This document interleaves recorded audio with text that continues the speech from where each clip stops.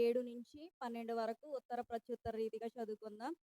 అపహాసకులకు బుద్ధి చెప్పువాడు తనకే నింద తెచ్చుకొనును. భక్తిహీనులను గద్దించు వానికి అవమానమే కలుగును.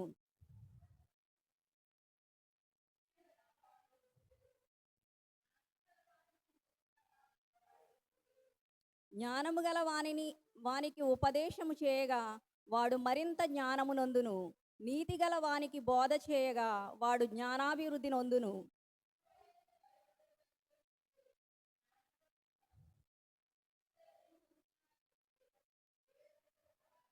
నా వలన నీకు దీర్ఘాయువు కలుగును. నీవు జీవించు సంవత్సరములు అధికములగును.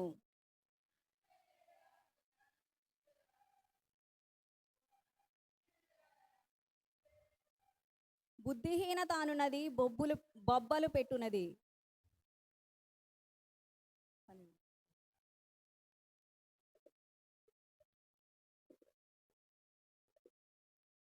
వాక్య పఠనం చేస్తున్న సుమలత గారికి నా యొక్క ప్రత్యేకమైన వందనాలు తెలియజేస్తూ ఉన్నాను. ఈ యొక్క సమయంలో వాక్య ధ్యానము రాజీ వచ్చి వాక్య ధ్యానము చేయవలసిందిగా బిడ్డను ప్రేమపూర్వకముగా ఆహ్వానిస్తూ ఉన్నాను.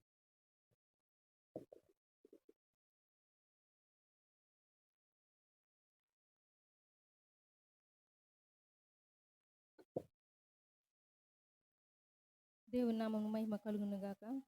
నా సమయం వచ్చిన దేవాది దేవునికి అలాగే దేవజనులకు విజయమోహనానికి నా ప్రత్యేకమైన వందనాలు తెలియజేస్తున్నాను. సామెతల గ్రంథ ధ్యానంలోకి వెళ్లే ముందు చిన్న ప్రార్థన చేస్తాను. సర్వ సృష్టికి కానుభూతుడువైన మహాప్రభుని ఘనమైన నామమునకు స్తుతులు స్తోత్రము చెల్లిస్తున్నాము తండ్రినైనా. ఇదిగో ప్రభ, ఈ పరిశుద్ధ దినమున ప్రభ మేమందరము చేరి ప్రభ నిన్ను మహిమపరచుటకు ప్రభని నిన్ను ఘనపరచుటకు ప్రభనైనా నీవిచ్చిన నీ సమయం బట్టి నీకు వందనాలు చెల్లిస్తున్నాను తండ్రి. ప్రారంభ ప్రార్థన నుంచి ప్రభనైనా ఇదిగో పాటలలోను ప్రభనైనా ఇదిగో ఆరాధనలోను ప్రభ వాక్యం చదవటంలోను ప్రభ నీవిచ్చిన కృపను బట్టి వందనాలు ప్రభ. సమతల గ్రంథ ధ్యానంలోకి వెళ్ళుచుండగా నీ ఆత్మశక్తిని నాకు దయచేయండి తండ్రినైనా. వినిచున్న వారికి వినగలగ చెవులను గ్రహింపగల మనస్సును దయచేయమని అడుగుచున్నాను. జరగబోయే కార్యక్రమం అంతటా ప్రభానైనా నీ కాపుదల నీ కృపను మాకు అనుగ్రహించి ముందుకు సాగించమని యేసుక్రీస్తు పరిశుద్ధ నామమును అడిగి వేడుకుంటున్నాం మా పరమ తండ్రి, ఆమెన్.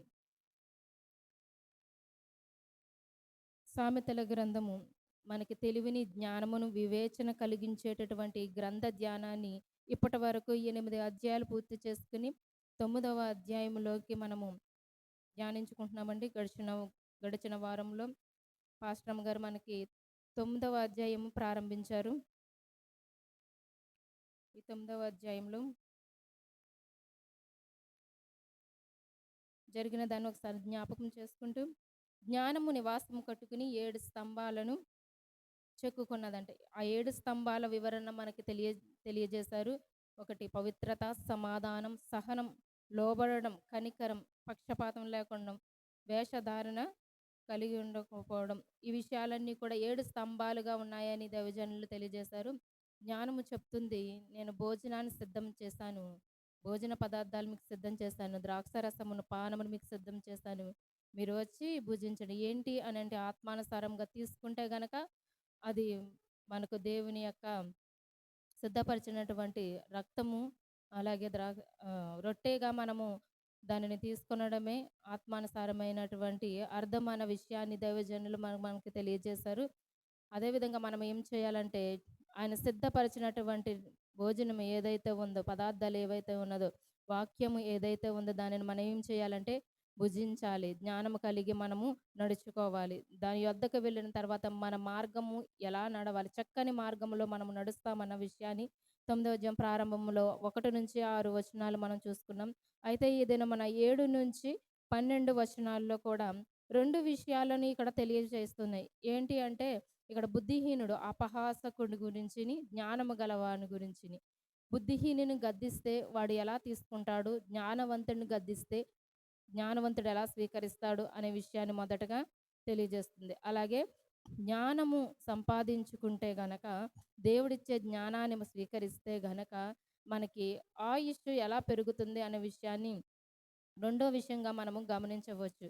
చూడండి 7వ వచనము, అపహాసకులకు బుద్ధి చెప్పువాడు తనకే నింద తెచ్చుకొనును, భక్తిహీనులను గద్దించువానికి అవమానమే కలుగును. అపహాస్కుని గద్దింపకము, గద్దించిన ఎడల వాడు నిన్ను ద్వేషించును. ఈ 2 వచనాల్లో కూడా అపహాసకుడు కనుక ఒకవేళ బుద్ధి చెప్తే గనక, ఎవరైతే బుద్ధి చెప్పాలి అని ప్రయత్నించారో వాళ్ళకి ఏం కలుగుతుందంటే నింద కలుగుతుందంట, అవమానం కలుగుతుందంట. పైగా వాళ్ళు ఏం చేస్తారట, ద్వేషిస్తారంట. ఎవరికైతే బుద్ధి చెప్పాలని ప్రయత్నించామో అవతల వ్యక్తి స్వీకరించే వ్యక్తి ఒకవేళ బుద్ధిహీనుడైతే, అపహాసకుడైతే గనక తిరిగి మనకే ఏం చేస్తాడంటే నింద తెస్తాడు, అవమానం తెస్తాడు.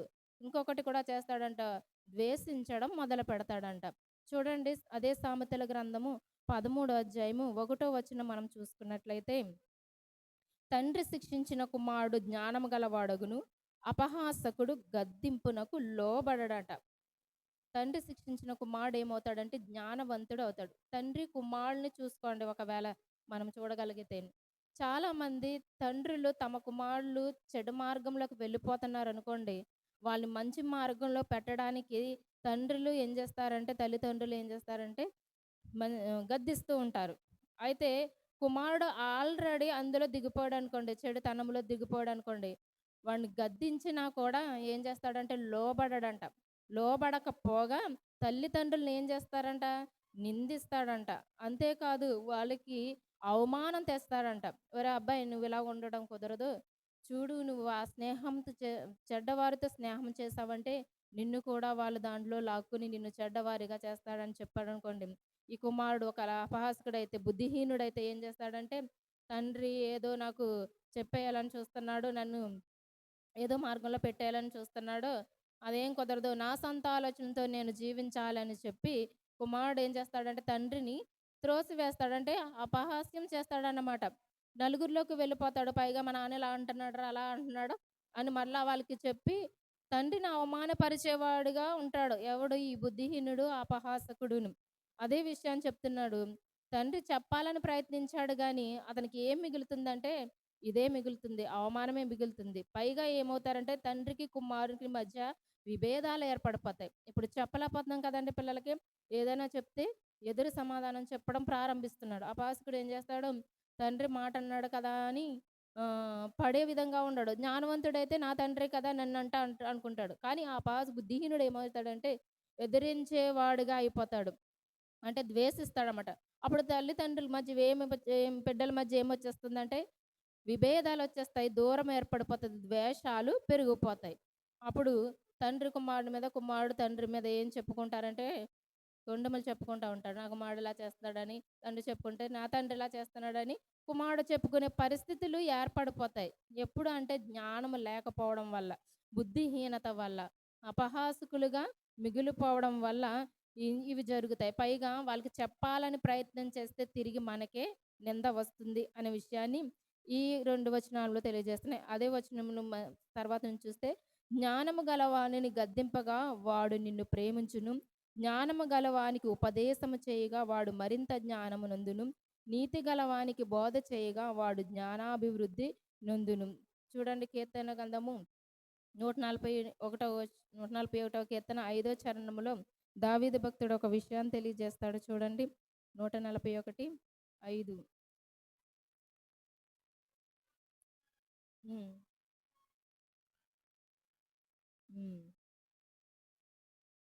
త్రోసివేయకూడదు.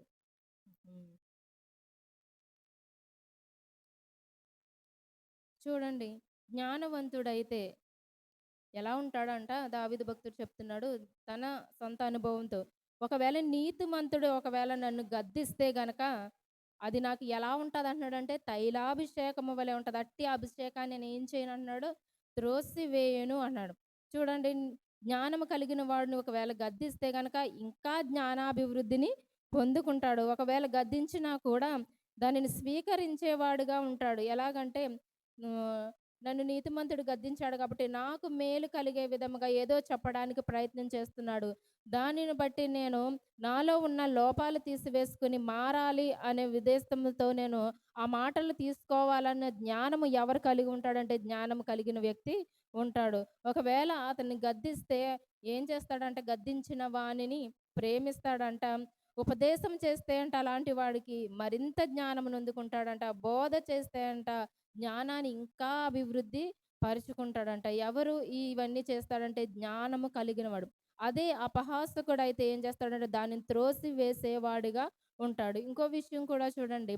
మత్తయి సువార్త మత్తయి సువార్త 7 అధ్యాయము 6 వచనం ఒకసారి చదివినట్లయితే, మత్తయి సువార్త 7 అధ్యాయము హ్మ్. వేసిన ఎడల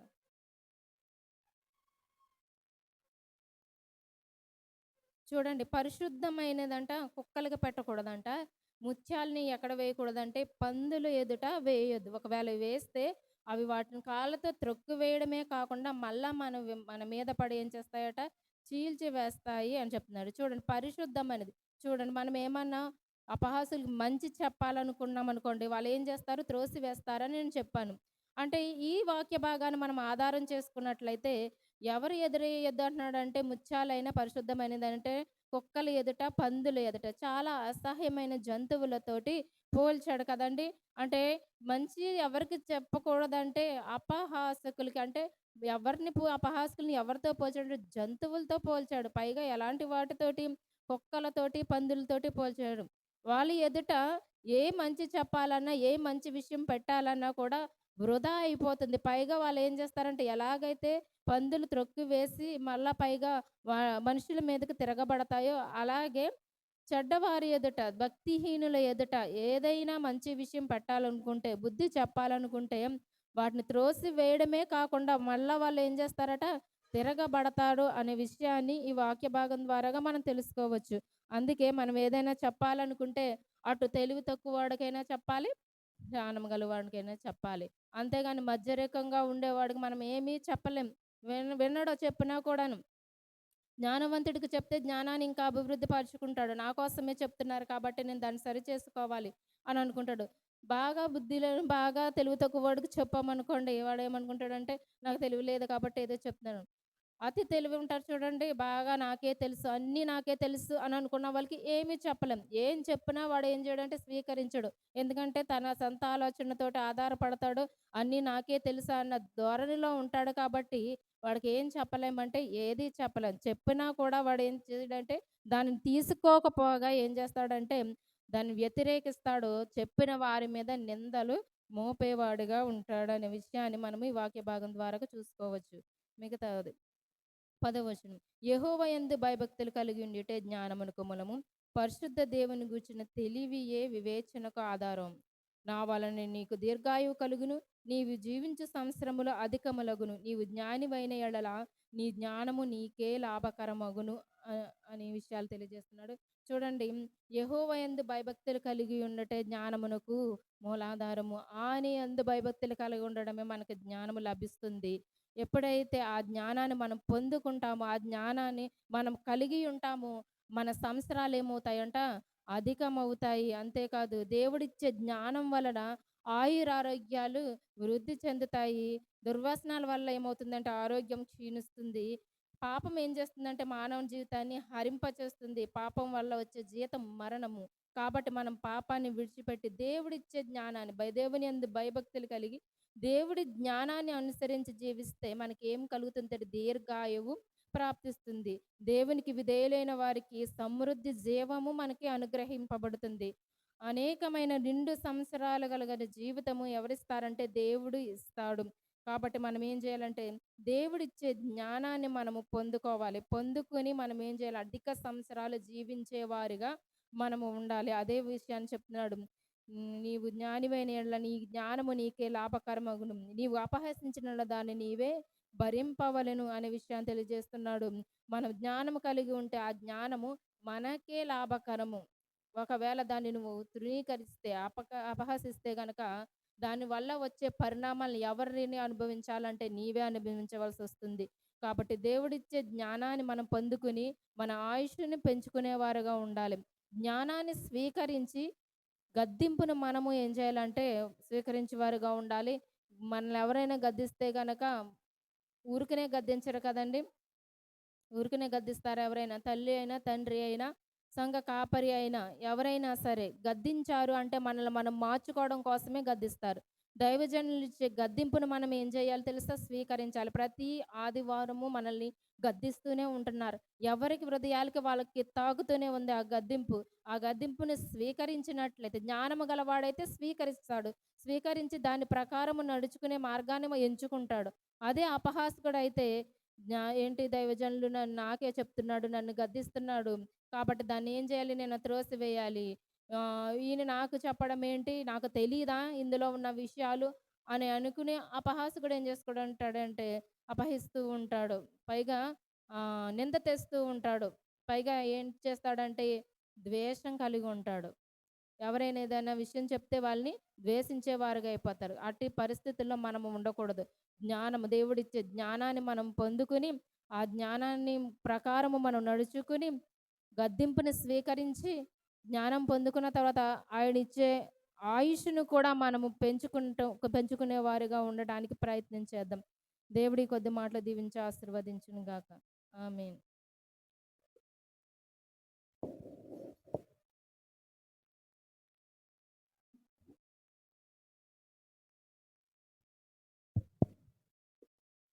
ఇంతవరకు చక్కని రీతిలో వాక్య ధ్యానం చేసిన చెల్లికి నా యొక్క అభినందనలు తెలియజేస్తూ ఉన్నాను.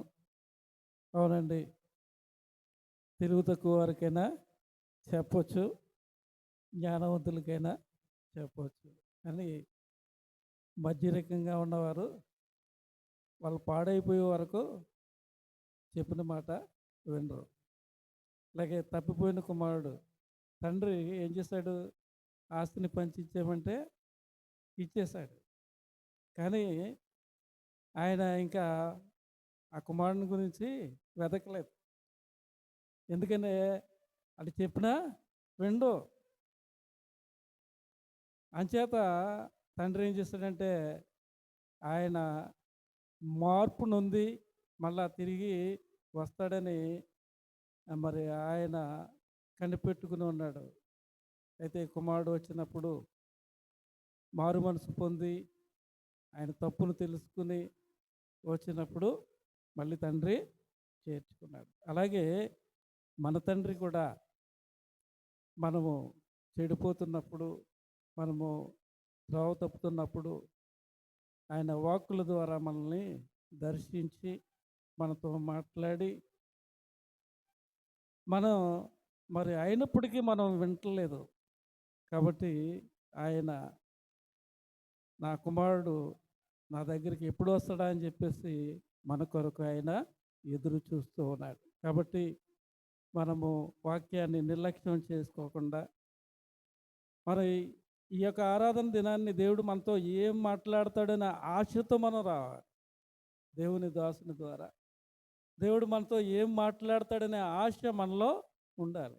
ఆ ఆశ మనలో ఉంటే దేవుడు ఆశ గల ప్రాణాన్ని హృదయాంతరంగములను తెలిసిన దేవుడు మన తండ్రి. కాబట్టి మనము ఆయన మాటను నిర్లక్ష్యం చేయకుండా, మనము ఆయన మాటను మరి అతిక్రమించకుండా, ఆయన మాటను అతిక్రమిస్తే ఆయన మహిమను మనము కోల్పోతాం. కాబట్టి మనము వాక్యానుసారంగా మనము మన యొక్క జీవితాలను మలుచుకోవాలని, వాక్యము మన నడతలను సరిచేస్తుంది. కాబట్టి మరి బుద్ధిహీనులాగా మనం ఉండకుండా జ్ఞానవంతులుగా మరి మనం జీవించాలని చక్కని మాటలు తెలియజేస్తున్న చెల్లికి మరొకసారి వందనాలు తెలియజేస్తూ, ఈ యొక్క సమయంలో సాక్ష్యాలకు సమయం ఇవ్వబడుతుంది. మీ సాక్ష్యాలను పంచుకోవాల్సిందిగా మనవి చేస్తూ ఉన్నాం.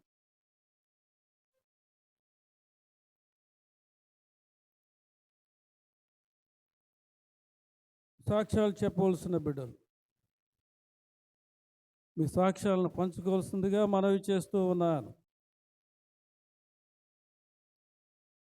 లేనట్లయితే అందరూ లేచి నిలబడినట్లయితే దేవుని సేవకులు ఆరాధనలో నడిపిస్తారు.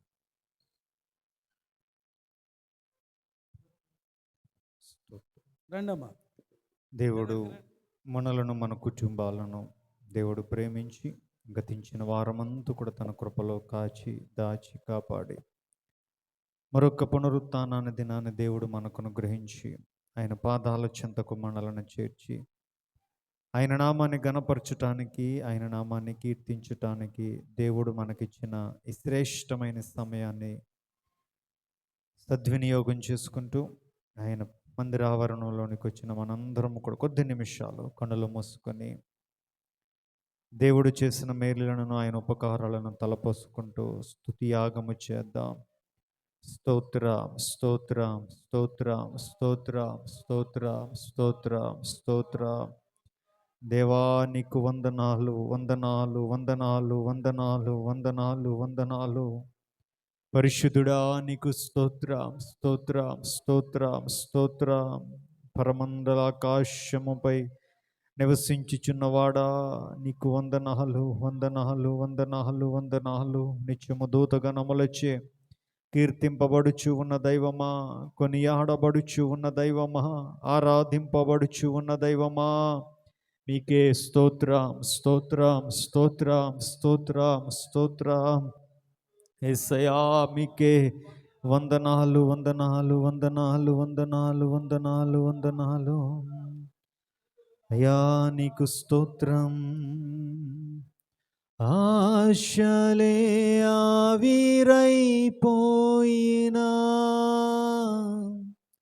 నా బ్రతుకే భారమైపోయినా,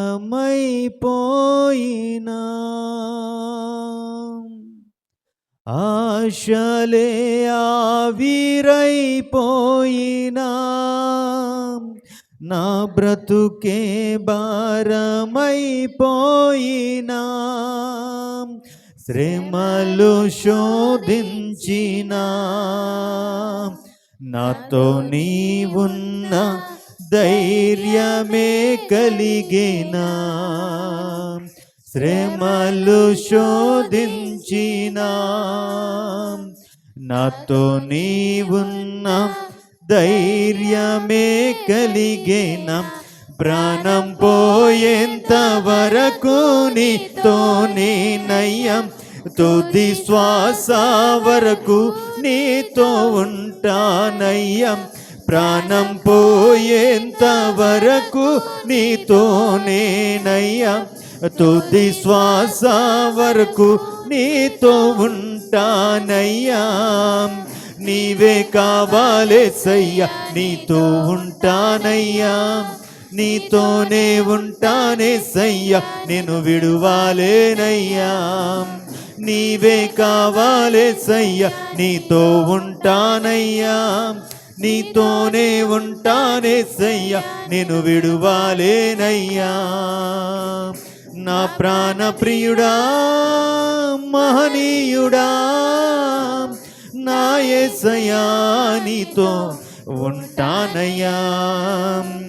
నా ప్రాణ ప్రియుడా, మహనీయుడా, నా యేసయ్యా నీతో ఉంటానయ్యా. కన్నీరే సంద్రమైపోయినా, తుఫాను అలలే చెలరేగినా, కన్నీరే సంద్రమైపోయినా, తుఫాను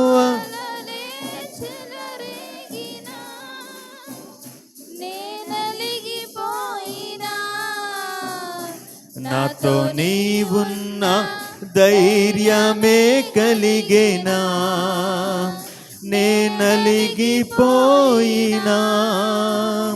నాతో నీవున్న ధైర్యమే కలిగేనా, ప్రాణం పోయేంత వరకు నీతోనే నయ్యం, తుది శ్వాస వరకు నీతో ఉంటానయ్యం, ప్రాణం పోయేంత వరకు నీతోనే నయ్యా, తుది శ్వాస వరకు నీతో ఉంటానయ్యా. నీవే కావాలేసయ్యా, నీతో ఉంటానయ్యా, నీతోనే ఉంటానేసయ్యా, నిన్ను విడువాలేనయ్యా. నీవే కావాలేసయ్యా, నీతో ఉంటానయ్యా, నీతోనే ఉంటానేసయ్యా, నిన్ను విడువాలేనయ్యా. నా ప్రాణ ప్రియుడా, మహనీయుడా, నా యేసయ్యా నీతో ఉంటానయ్యా, నా ప్రాణ ప్రియుడా మహనీయుడా, నా యేసయ్యా నీతో ఉంటానయ్యా. చెప్దాం, నీవే కావాలేసయ్యా, నీతో ఉంటానయ్యా, నీతోనే ఉంటానేసయ్యా, నేను విడువాలేనయ్యా. నీవే కావాలేసయ్యా, నీతో ఉంటానయ్యా, నీతోనే ఉంటానేసయ్యా, నేను విడువాలేనయ్యా. నా ప్రాణ ప్రియుడా మహనీయుడా, నా యేసయ్యా నీతో ఉంటానయ్యా. అవునమ్మా, ప్రాణప్రియుడైన యేసయ్యతో ఎటువంటి పరిస్థితులు ఎదురొచ్చినా ఆయనతో మనము ఉండటం అనేటువంటిది దేవుని చిత్తమైనదని బైబిల్ చెప్తుంది. యోబన్నాడు, యెహోవా ఇచ్చెను, యెహోవా తీసుకొని పోయాను, ఆయన నామమునకే మహిమ కలుగునుగా కన్నాడు. పౌలు ఎన్నో శ్రమలు అనుభవించాడు, ఎన్నో కష్టాలు అనుభవించాడు, ఎన్నో నిందలు అనుభవించాడు, ఎన్నో ప్రతికూలతలు అనుభవించాడు.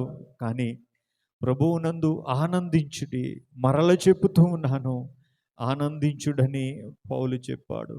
అంజూరపు చెట్లు ఫలించినను ఫలించకపోయినను నేను నా దేవుడైన యెహోవాను సన్నుతించదనని భక్తుడు సెలవిచ్చిన రీతిగా ఈ మధ్యాహ్న కాల సమయంలో, ఉదయకాలంలో దేవుని పాదాలు చెంత చేరిన మనందరం ఒక్క నిమిషం మన రెండు హస్తాలు ఆయన వైపు చాపి ఒక మాట చెప్తామా? అది నాన్న షద్రకు మేషకు అబేద్నెగోలు అన్నారు, ఈ పరిస్థితుల్లో నుంచి మమ్మలను తప్పించుటకు మా దేవుడు సమర్థుడు. ఒకవేళ ఆయన తప్పించకపోయినా మేము దీనికి నమస్కారము చేయమని దేవుని కొరకు నిలబడగలిగినట్లుగా ఈ ఉదయంలో ఒక్క చిన్న మాట ఇస్తూ చెప్తా. ఆశలే ఆవిరైపోయినా, నా బ్రతుకే భారమైపోయినా, ఆశలే ఆవిరైపోయినా, నా బ్రతుకే భారమైపోయినా, శ్రమలు శోధించినా, నాతో నీవున్న ధైర్యమే కలిగేనా, శ్రమలు శోధించినా, నాతో నీవున్న ధైర్యమే కలిగేనా, ప్రాణం పోయేంత వరకు నీతో నేనయ్యా, తుది శ్వాస వరకు నీతో ఉంటానయ్యా, ప్రాణం పోయేంత వరకు నీతో నేనయ్యా, తుది శ్వాస వరకు నీతో ఉంటానయ్యా. నీవే కావాలేసయ్యా, నీతో ఉంటానయ్యా, నీతోనే ఉంటానేసయ్యా, నిన్ను విడువాలేనయ్యా. నీవే కావాలేసయ్యా, నీతో ఉంటానయ్యా, నీతోనే ఉంటానేసయ్యా, నిన్ను విడువాలేనయ్యా, నిన్ను విడువాలేనయ్యా.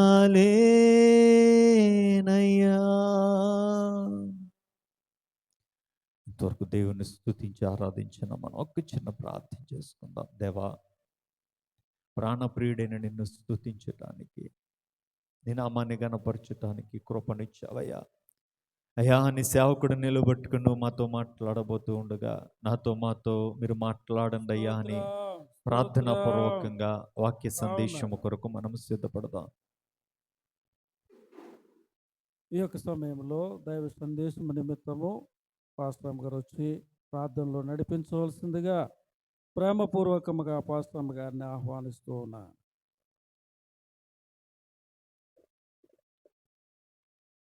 ప్రార్థన చేసుకుందాం. స్తోత్రం స్తోత్రం స్తోత్రార్హుడా, స్తుతులకు పాత్రుడా, గొప్ప దేవ, నీ ఘనమైన ఉన్నతమైన నామమునకు లెక్కలేని స్తుతులు స్తోత్రాలు చెల్లిస్తున్నాను. గడిచిన కాలమంతయు కూడా ఉచితమైన కృపలో నీ రెక్కల చాటున మమ్మల్ని అందరినీ భద్రపరిచి సజీవముగా ఉంచి సజీవుడైన నిన్ను స్తుతించే భాగ్యమును మా అందరికీ దయచేసినందుకు నీకే లెక్కలేని స్తుతులు స్తోత్రాలు చెల్లిస్తున్నామయ్యా. నీ కృప మాపై ఉంచినందుకు నీకు స్తుతులు చెల్లిస్తున్నామయ్యా. ఏ పాటి వారిమయ్యా, ఎందుకు పనికిరానివైనప్పుడు నీ బిడ్డలుగా ఎన్నుకొని నువ్వు చూపుతున్న ప్రేమకై నీకు స్తుతులు అర్పిస్తున్నామయ్యా. ఈ ఉదయకాల సమయంలో మేము సంఘముగా నీ పాదాల చెంత చేరి ఉన్నాం తండ్రి. మేము చేసిన ప్రతి పాపమును అపరాధమును నీ పాదాల దగ్గర ఒప్పుకొనుచున్నామయ్యా. మన్నించు. నీ సన్నిధిలో మొర్రు పెడుతున్నానయ్యా. ఈ ఆదివారపు ఆరాధన మొదటి నుండి ఇంతవరకు ఒక క్రమమైన పద్ధతిలో జరిగించినందుకు నీకు స్తోత్రాలు చెల్లిస్తున్నాం. మా ప్రార్థన మీరు విన్నందుకు నీకు స్తుతులు అర్పిస్తున్నామయ్యా. ఆరాధనలో మాతో ఉన్నందుకు నీకు స్తోత్రాలు చెల్లిస్తున్నాను తండ్రి. నీ బిడ్డను నిలవబెట్టుకుని సామెతల ద్వారా మాతో మాట్లాడినందుకు నీకు స్తుతులు చెల్లిస్తున్నానయ్యా. భక్తిహీనులు ఏ విధంగా ఉంటారు, నీతి మంతులు ఏ విధంగా ఉంటారు, మేము ఏ విధంగా ఉండాలో మాకు తెలియచేసినందుకు నీకు స్తుతులు అర్పిస్తున్నానయ్యా.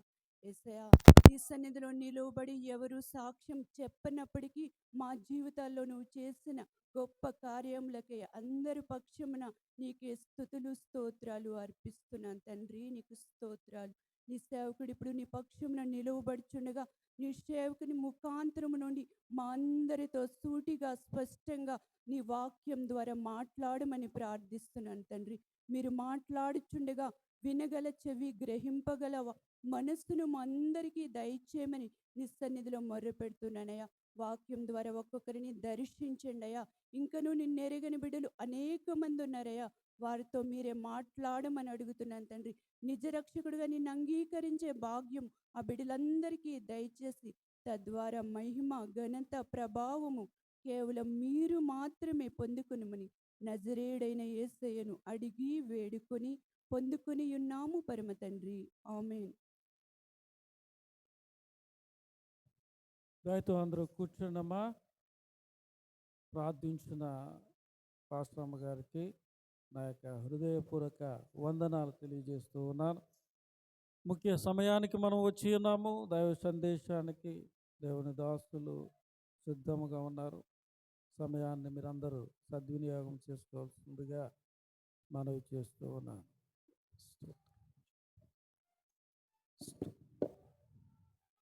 దేవుని ప్రశస్తమైన నామానికి సమస్త మహిమ, ఘనత, ప్రభావములు కలుగునుగాక. ఆమేన్. ఈ సమయంలో ప్రభు సన్నిధానమును ప్రేమించి దేవదేవుని నామాన్ని ఆరాధించడానికి, ఆయన నామాన్ని గణపరచడానికి ప్రభు పాదాల చెంతకు చేరి వచ్చిన దేవుని బిడ్డలను మీకు అందరికీ కూడా ప్రభువును రక్షకుడైన యేసుక్రీస్తు నామాన వందనాలు తెలియజేస్తూ ఒక చిన్న మాటను చదువుకొని ఈ దినము కొన్ని విషయాలను మనం ధ్యానం చేసుకుందాం. నెహెమ్యా రాసిన గ్రంథము 3వ అధ్యాయం. నెహెమ్యా పుస్తకము 3వ అధ్యాయం 29వ వచనాన్ని ఒకసారి చదువుకుందాం. వారిని ఆనుకుని తన ఇంటికి ఎదురుగా ఇమ్మేరు కుమారుడైన సాదోకు బాగు చేసెను. అతని ఆనుకుని తూర్పు ద్వారమును కాయు షెకన్యా కుమారుడైన షెమయ బాగు చేశాను. చిన్న ప్రార్థన చేసుకుందాం. పరమ తండ్రి నీ కొందనాలు, ఇంతవరకు మీ ఆత్మ సారథ్యములో మమ్మల్ని అందరినీ కూడా మీరు నడిపించారు. స్తోత్రాలు. సామెతల భాగము ద్వారా మాతో మాట్లాడారు. స్తుతి ఆరాధన ద్వారా మీ నామాన్ని గణపరిచి కృపనిచ్చారు. ఈ సమయంలో కొద్ది నిమిషాలు దేవుని వాక్యాన్ని మేము ధ్యానించబోతూ ఉండగా పరిశుద్ధాత్ముడా మీరే మా అందరితో మాట్లాడండి. మీరు మాట్లాడుతూ ఉండగా వినగల చెవి, గ్రహించగల హృదయము, లోబడే మనస్సును మాకు దయచేయమని మమ్మల్ని అందరినీ మీ కృపావాక్యమునకు అప్పగించుకుంటూ యేసుక్రీస్తు నామమున ఈ మనవడికి వేడుకొని పొందుకొని ఉన్నాము పరమ తండ్రి. ఆమేన్. సమయంలో ప్రభు సన్నిధానమును ప్రేమించి ఆయన పాదాల చెంతకు చేరి వచ్చిన దేవుని బిడ్డలను మీకు అందరికీ కూడా ప్రభువును రక్షకుడైన యేసుక్రీస్తు నామాన నా వందనాలు తెలియజేస్తున్నాను. అందరికీ వందనాలండి. అందరు బాగున్నారమ్మా? కరెంట్ లేదండి, అందుకే ఫ్యాన్లు ఆపేసాం. ఆల్రెడీ ఇన్వర్టర్ కూడా సౌండ్ వచ్చేస్తుంది. కాబట్టి కొద్ది నిమిషాలు త్వరగానే ముగించుకుందాం. కొద్ది నిమిషాలు. ప్రసాద్ గారు ఫ్యాన్లు ఆపేయండి, ఆగిపోతుంది అనమాట.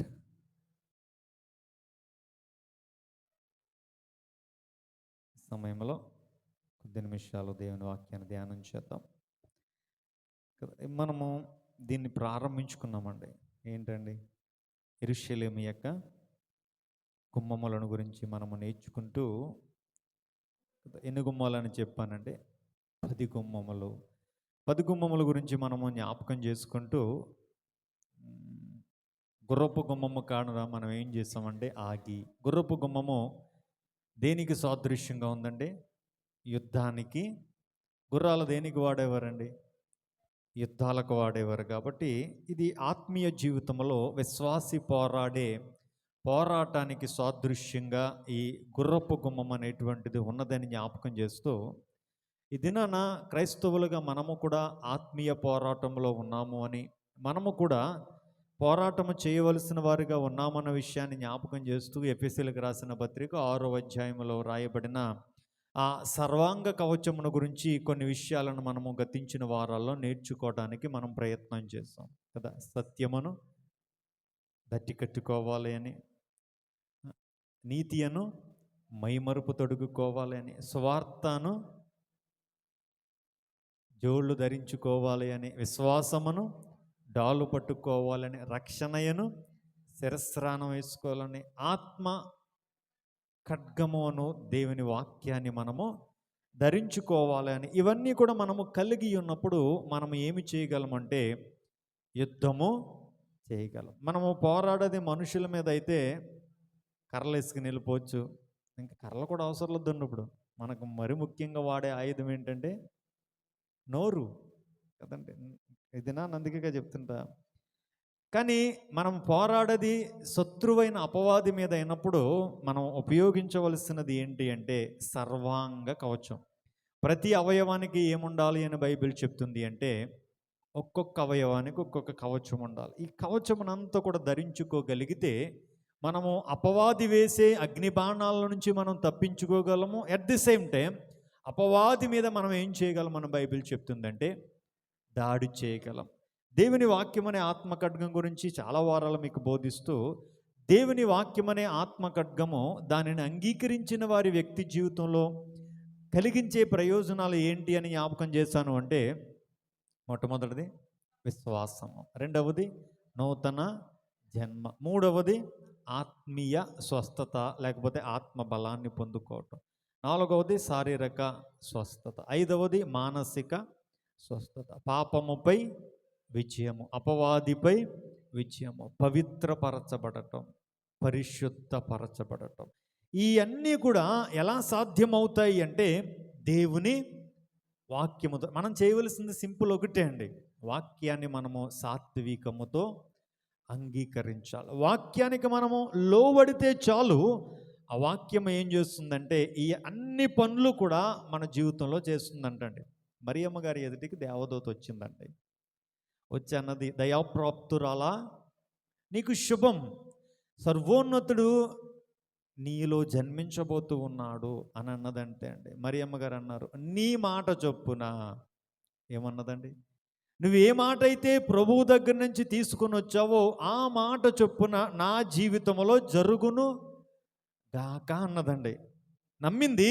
ఆ నమ్మిన మాట ఏం చేసిందంటే అసాధ్యాన్ని సుసాధ్యం చేసింది. అందుకే నేను అంటానండి, దేవుని మాటను మనం ఏం చేయాలి అంటే నమ్మాలి. ఒక్కసారి గనక ఇది నాన్న ఈ లోకంలో దేన్ని కూడా మనం నమ్మదగినవి కాదండి. ఇది నాన్న తల్లిదండ్రులు నమ్మదగిన వారా అంటే న్యూస్లో చూస్తూ ఉన్నాం, కన్న తల్లే బిడ్డలను ఏం చేస్తుందండి. మొన్న చూసాం కదా, కన్న తండ్రి తన భార్యను తన బిడ్డలు ఇరువురిని కూడా విషం ఇచ్చి చంపేశాడు. అలాగని బిడ్డలు నమ్మదగిన వారా అంటే బిడ్డలు తల్లిదండ్రులను చూస్తున్నారండి. ఇవన్నీ కూడా మనం సోషల్ మీడియాలో చూస్తూ ఉన్నాం. వృద్ధాప్యంలో ఉన్న తల్లిదండ్రులను ఎంత భయంకరంగా హింసిస్తూ ఉన్నారో. ఇప్పుడు భార్యాభర్తల మధ్య బంధము చూస్తే భార్య నమ్మదగినదా అంటే ఇది నా న్యూస్లన్నీ కూడా రివర్స్ అయిపోయినాయి కదండి. ఏంటి టబ్బలు వస్తున్నాయి, పైకి తీసుకెళ్ళి చంపేస్తున్నారు. మొన్న అద్దును చూశానండి, కట్ల బొమ్మతో కరిపించి చంపేసిందంటండి ఆవిడ. నిజమమ్మా? ఇవన్నీ న్యూస్ చూస్తారండి? అంత సమయం మాకు ఎక్కడది పాస్టర్ గారు, చూస్తారమ్మా? చూడండి, ఎక్కువగా మనం చూస్తున్న విషయాలు ఏంటంటే భార్యలు భర్తలను ఏం చేస్తున్నారండి. మొన్న మధ్యన భార్య భర్త మీద కోపం వచ్చి అన్నంలో విషం కలిపి చంపేసిందంటండి. అది ఈజీ కదండి. భర్త ఏంటంటే భార్య ఏది పెడితే నమ్మకంతో తినేస్తాడు. కానీ భార్యలు ఏం చేస్తున్నారంటే భర్తల్ని నిర్దాక్షిణ్యంగా, అలాగని భర్త నమ్మదగినవాడా అంటే అంటే ఈ లోకములో నమ్మదగినది ఏమైనా ఉంది అంటే ఏదీ లేదండి. కానీ ఈ దినాన్న మనము నమ్ముకొనదగినది, మనం ఆశ్రయించదగినది ఏదైనా ఉంది అంటే అది దేవుని యొక్క మాట మాత్రమే. ఎందుకంటే దాంట్లో మార్పు లేదండి. నిన్న నేడు నిరంతరము ఈ వాక్యం ఎలా ఉంటుందంటే, మనం చూసే వాతావరణం పగలొక్కులాగా ఉంటుంది, మధ్యాహ్నం ఒకలాగా ఉంటుంది, సాయంత్రం ఒకలా ఉంటుంది. కానీ మన వాక్యము ఆ టైపు ఉండే వాక్యము.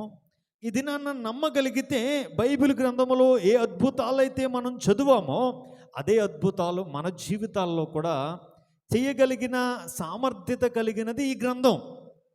దాని పేరేంటండి? బైబిల్, పరిశుద్ధ గ్రంథం. కాబట్టి దీన్ని మనము విశ్వసించగలిగితే, దీన్ని మనము దీన్ని గుడ్డిగా నమ్మేయచ్చండి. ఎలా నమ్మేయచ్చండి? గుడ్డిగా నమ్మేయచ్చు. అలా నమ్మితే ఈ 7 అనుభవాలు కూడా మన జీవితాల్లో మనం ఏం చేయగలము అంటే అనుభవించగలం. ఈ 7 అనుభవాలు దేని ద్వారా సాధ్యమవుతాయని బైబిల్ చెప్తుంది అంటే దేవుని వాక్యము ద్వారా. పరిశుద్ధపరచబడటం, పవిత్రపరచబడటం అనేటువంటిది దేవుని వాక్యము ద్వారా మాత్రమే సాధ్యం. దాన్ని మనము అంగీకరించినప్పుడు అది మన అంతరంగాన్ని ఏం చేస్తుందంటే కడిగేస్తుంది, కాల్చేస్తుంది, తుడిచేస్తుంది. చాలా రకరకాలుగా వాడాడు కదండి దేవుని వాక్యాన్ని. కాబట్టి ఈ ఆత్మీయ యుద్ధ పోరాటములో దేవుని వాక్యమునకున్న ప్రాముఖ్యత చాలా శ్రేష్టమైనది అన్న విషయాన్ని మీకు జ్ఞాపకం చేస్తూ మీకు ఒకసారి రివైండ్గా ఇప్పటి వరకు మనము నేర్చుకున్న గుమ్మాల గురించి ఒక్కసారి చెప్పేసి ఈ దినమున మరొక గుమ్మము గురించి మీకు జ్ఞాపకం చేస్తాను. మొట్టమొదటిది గొర్రెల గుమ్మము గురించి చెప్పాను. గొర్రెల గుమ్మము దేనికి సాదృశ్యంగా ఉందంటే రక్షణకు సాదృశ్యంగా ఉంది. రెండవది మత్స్యపు గుమ్మం. ఈ మత్స్యపు గుమ్మము దేనికి సాదృశ్యంగా ఉందంటే రక్షింపబడిన విశ్వాసి కలిగి ఉండవలసిన బాధ్యత ఏంటి అంటే, పేతురు అన్నాడు, మీరు చేపలు పట్టే జాలరులే కానీ ఇప్పటి నుంచి మిమ్మల్ని మనుష్యులను పట్టు జాలరులుగా. రక్షింపబడిన ప్రతి ఒక్కరికి కూడా దేవుడిచ్చిన బాధ్యత ఏంటి అంటే నశించిపోతున్న ఆత్మలకు సువార్త ప్రకటించాలి. నిజమే కదా, మేము కూడా సువార్తకి వెళ్ళామండి, చెప్దాం అనుకున్నాను, మర్చిపోయాను. దేవుని కృపను బట్టి చాలా ఆశీర్వాదకరంగా దీవెనకరంగా జరిగింది. బైబిల్ గ్రంథంలో కొన్ని అనుభవాలు పౌలు రాస్తాడు కదమ్మా. బ్రతుకుదుమన్న నమ్మకం మాకు లేదు. నేను కారు డ్రైవింగ్ నేర్చుకుని దగ్గరగా 18 సంవత్సరాలు అవుతుందండి. ఈ 18 సంవత్సరాలలో ఈ 3 దినాల్లో నేను చేసిన డ్రైవింగు చాలా కఠినంగా అనిపించింది. ఎందుకంటే చాలా ఘాటీలు ఎక్కుతామండి, కానీ ఈ ఘాటీలు ఎక్కుతూ ఉంటే చాలా ప్రమాదం అనిపించిందండి. ఎందుకు అంటే ఏ మాత్రం స్లిప్ అయినా ప్రాణాలు అక్కడితో సగం ఎక్కేసిన తర్వాత కిందకి రావడానికి లేదు. వెళ్తే పైకి వెళ్ళాలి, లేకపోతే ఈ పైకి వెళ్ళాలి. అంటే అంత ప్రమాదకరమైన పరిస్థితుల్లో కూడా దేవుడు తన సహాయాన్ని అనుగ్రహించాడు. ఏది ఏమైనా దేవుడు చాలా చక్కగా జరిగించాడండి. నేను అనుకుంటానండి, ఇది దేవుని ఇంటికి వచ్చామంటే దేవుని కృప మాత్రమే. ఎందుకంటే అంత ప్రమాదకరమైన ప్రయాణాలైనా దేవుడు ప్రయాణాలన్నిట్లో కూడా సహాయం చేశాడు. ఆ ప్రాంతాల్లో మేము వెళ్ళిన ప్రాంతాల్లో అయితే చూడండి, వాళ్ళు చికెన్ కొనుక్కోవడానికి 30 కిలోమీటర్ల కిందకి దిగి రావాలండి. ఎన్ని కిలోమీటర్లు? 1, 2 కాదు, 30 కిలోమీటర్ల కిందకు వస్తేనే కానీ వారు కావలసిన వాటిని వారు కొనుక్కోలేరు. అసలు చూడండి, ఆ ఏరియాలో పిల్లల పప్పలు కొనుక్కోవటానికి, పిల్లలనే కాదండి, ఎవరు ఏం కొనుక్కోవాలన్నా ఒక్క కొట్టు కూడా లేదండి. ఇంకో ఏరియాకి వెళ్ళాం, ఆ ఏరియాలో అయితే సెల్ ఫోన్ టవరే. ఇంకా ఆ ఏరియాలోకి వెళ్తే ఇంకా ఆ ఏరియా నుంచి దగ్గరగా మేము వెళ్ళిన గ్రామం నుంచి ఆ గ్రామం వెళ్ళటానికి 7 కిలోమీటర్లు. మరలా 7 కిలోమీటర్లు వెనక్కి వస్తేనే కానీ ఏమి లేదు అంటే సెల్ ఫోన్ సిగ్నల్లో లేదు. అంటే అంత లోపల ప్రాంతాలకు వెళ్ళటానికి వారికి చక్కని రీతిలో సువార్త ప్రకటించి వారికి భోజనాలు కూడా సిద్ధపరిచి ఆత్మీయ ఆహారంతో పాటు శారీరక ఆహారం కూడా వారికి పెట్టడానికి దేవుడు సహాయం చేశాడు. మా టీముని బట్టి మీరు అందరూ ప్రార్థన చేశారు. ఇక నువ్వు ప్రార్థన చేయడమా, రాబోతున్న దినాల్లో సువార్త అందని ప్రాంతాల్లో, ప్రభువు ప్రేమను ఎరగనటువంటి ప్రాంతాల్లో అనేకమైన ఉన్నాయి. దేవుని చిత్తమైతే ప్రభువు అటువంటి ప్రాంతాలకు నడిపించాలని, దేవుని సువార్తను ప్రకటించే కృపను దేవుడు ఇవ్వాలని మీరందరూ కూడా ప్రార్థన చేస్తూ ఉన్నారు. మరింత పట్టుదలగా మా కొరకు ప్రార్థన చేయవలసిందిగా తెలియపరుస్తూ, ఈ మత్స్యపు గుమ్మము దేనికి సాదృశ్యంగా ఉంది అంటే, మరొకటి బట్టలు ఇచ్చారు కదండి మీరు, మీ బట్టలు కూడా చాలా సంతోషంగా వారు స్వీకరించారండి. ఆ పాస్టర్ గారు చెప్తున్న మాట ఏంటి అంటే, అలాగా పాత బట్టలు ఇవ్వటం ద్వారానే ఆయన ఆ ప్రజలందరికీ సువార్తను వాళ్ళందరినీ పిలిచి బట్టలు ఇవ్వడం, ఒక కూర్చోబెడుతున్నాడు అండి ఆయన. ఏదో ఇస్తానంటేనే కదా వస్తారండి. భోజనాలు పెట్టి మీకు బట్టలు ఇస్తారమ్మా రండి అంటే వారు ఆ ప్రాంతానికి రావటం జరిగింది. ఏది ఏమైనా సరే ప్రభువునందు మీ ప్రయాస వ్యర్థం కాదు. ప్రభు పరిచర్య కొరకు మనం ఎంతైతే విత్తామో మనం ప్రభువు రుణముంచుకునే దేవుడు కాదండి. నిశ్చయముగా దేవుడు ప్రతిఫలమును అనుగ్రహిస్తాడు. కాబట్టి ఈ పాత గుమ్మము దేనికి సాదృశ్యంగా ఉంది అంటే, పాత జీవితాన్ని ఏం చేయాలంటండి, తీసివేయాలి. రెండవదిగా జ్ఞాపకం చేశాను, పాత మార్గాలను మనం అనుసరించాలని జ్ఞాపకం చేశాను. నాలుగవది లోయ ద్వారం. ఈ లోయ ద్వారము దేనికి సాదృశ్యంగా ఉంది? విశ్వాసంతో విశ్వాసిగా చేర్చబడిన విశ్వాసి తగ్గింపు కలిగిన జీవితాన్ని జీవించాలి. ఐదవది పెంటగుమ్మం. పెంటగుమ్మం దేనికి సాదృశ్యంగా ఉందంటే, మనలో ఉన్న మస్ట్ అంతటిని కూడా ఏం చేయాలంటే తీసేసుకోవాలి. దార యొక్క గుమ్మము పరిశుద్ధాత్మ అభిషేకానికి సాదృశ్యంగా ఉందని, నీటి గుమ్మము దేవుని వాక్యము ద్వారా కడగబడటానికి సాదృశ్యంగా ఉన్నదని జ్ఞాపకం చేస్తూ, గుర్రపు గుమ్మము దేనికి సాదృశ్యంగా ఉందంటే యుద్ధానికి, ఆత్మీయ యుద్ధ పోరాటానికి సాదృశ్యం. ఇది నాన్న మరొక గుమ్మము గురించి క్లుప్తంగానే జ్ఞాపకం చేస్తాను, ఎందుకంటే వాతావరణం కూడా ఈ దినం చాలా దారుణంగా ఉంది. అందులోకి మనకి ఫ్యాన్లు కూడా పనిచేయట్లేదు కదండి. కాబట్టి చాలా త్వరగా కొన్ని మాటలను, ఈ నెహెమ్యా గ్రంథము 3వ అధ్యాయము 29వ వచనంలో చెప్పబడిన గుమ్మము ఏంటి అంటే తూర్పు ద్వారము. ఏంటంటండి? తూర్పు ద్వారము. ఈ తూర్పు ద్వారము ఎక్కడుంది అంటే ఒలీవల కొండకి ఆపోజిట్గా ఈ తూర్పు ద్వారం అనేటువంటిది ఉందంటండి. ఎక్కడుందంటండి? ఒలీవల కొండకు ఆపోజిట్ డైరెక్షన్లోనే ఈ తూర్పు ద్వారం అనేటువంటిది ఉంది. ఈ తూర్పు ద్వారం గురించి యెహెజ్కేలు ప్రవక్త జ్ఞాపకం చేస్తూ ఒక చక్కని మాట రాస్తాడు. చదువుదాం చూడండి. యెహెజ్కేలు గ్రంథము 43వ అధ్యాయం 43వ అధ్యాయం 4వ వచనం చూడండి. తూర్పు తట్టు చూచు గుమ్మపు మార్గమున యెహోవా తేజో మహిమ మందిరములోనికి, అంటే ఈ తూర్పు గుమ్మములో నుంచి ఏం ప్రవేశించింది అని యెహెజ్కేలు రాస్తూ ఉన్నాడంటే దేవుని యొక్క తేజో మహిమ కదండి. మనం చూస్తూ ఉంటాం, మోషే ద్వారా ప్రత్యక్ష గుడారం దేవుడు కట్టాడు. రెండవదిగా సొలొమోను ద్వారా దేవుని మందిరాన్ని దేవుడు నిర్మాణము. ఆ రెండు నిర్మాణాలు అయిన తర్వాత వాటిని ప్రతిష్ఠించే దినమున మందిర ఆవరణములోనికి ఏమి దిగి వచ్చినట్లుగా మనము చూడొచ్చు అంటే, దేవుని యొక్క తేజో మహిమ మందిరములో నిండటాన్ని బట్టి అసలు మందిరములో కూడా ఎవరు కూడా ఏం చేయలేకపోయారు అంటే నిలబడలేకపోయారు అని బైబిల్.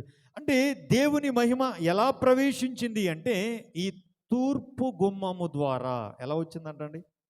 తూర్పు గుమ్మము ద్వారా. ఒకసారి 44వ అధ్యాయం 44వ అధ్యాయం 1వ వచనం చూడండి. తూర్పు తట్టు చూచు పరిశుద్ధ స్థలం యొక్క బయటి గుమ్మపు మార్గమునకు అతడు నన్ను తోడుకొని రాగా ఆ గుమ్మము మూయబడి ఉండెను. అంతటి యెహోవా నాతో ఈ మాట సెలవిచ్చెను, ఇశ్రాయేలీల దేవుడైన యెహోవా ఈ గుమ్మము ద్వారా ప్రవేశించెను గనుక ఏ మానవుడును దాని ద్వారా ప్రవేశింపకుండానట్లు ఎన్నడూను తీయబడకుండా అది మూయబడియే. ఇక్కడ రాయబడిన మాట ఏంటి అంటే, ఈ తూర్పు గుమ్మం ఏం చేయబడి ఉందంటే మూయబడి ఉంది. ఏం చేయబడి ఉందంటండి? ఎందుకు దాన్ని మూసేశారు అంటే, ఆల్రెడీ ఒకానొక సమయంలో దేవుడు ఆ గుమ్మము గుండా ఆయన ప్రవేశించాడు కాబట్టి ఆయన మరలా ప్రవేశించే వరకు ఏంటంటండి, ఆయన మరలా యెరూషలేములో ప్రవేశించే ఆ సమయము వరకు కూడా ఆ తూర్పు గుమ్మం అనేటువంటిది ఏం చేయబడి ఉంటుంది అంటే మూయబడి ఉంటుంది అని ఇక్కడ యెహెజ్కేలు ప్రవక్త ద్వారా ఒక ప్రవచనం ఇచ్చాడు. క్రీస్తు శకం 1517 సంవత్సరంలో టర్కీ దేశపు రాజైన సులేమాన్ అనేటువంటి వ్యక్తి ఇశ్రాయేలు ప్రాంతాన్ని స్వాధీనం చేసుకుని ఇశ్రాయేలు ప్రాంతం మీద రాజుగా పరిపాలన చేయటం ప్రారంభించాడు. కొంతకాలం పరిపాలన చేసిన తర్వాత ఆ యోజా ప్రజలు రాజు దగ్గరికి చెప్పిన మాట, నువ్వైతే ఇప్పుడు మా రాజ్యాన్ని పరిపాలిస్తున్నావు, కానీ నీ తర్వాత ఒకానొక దినాన మెస్సియా అనే రాజు రాబోతూ ఉన్నాడు మాకు. ఆయన ఏం చేయబోతూ ఉన్నాడంటే రాజ్యము చేయబోతూ ఉన్నాడు. ఆయన ఈ తూర్పు గుమ్మము గుండా ఆయన యెరూషలేములోనికి రాబోతూ ఉన్నాడు. ఆయన వచ్చిన తర్వాత ఇంకా ఏ రాజుకు కూడా పరిపాలన చేయటానికి అవకాశం లేదు. ఈ భూప్రపంచం అంతటినీ కూడా ఆయనే పరిపాలన అని ఎవరితో చెప్పారండి?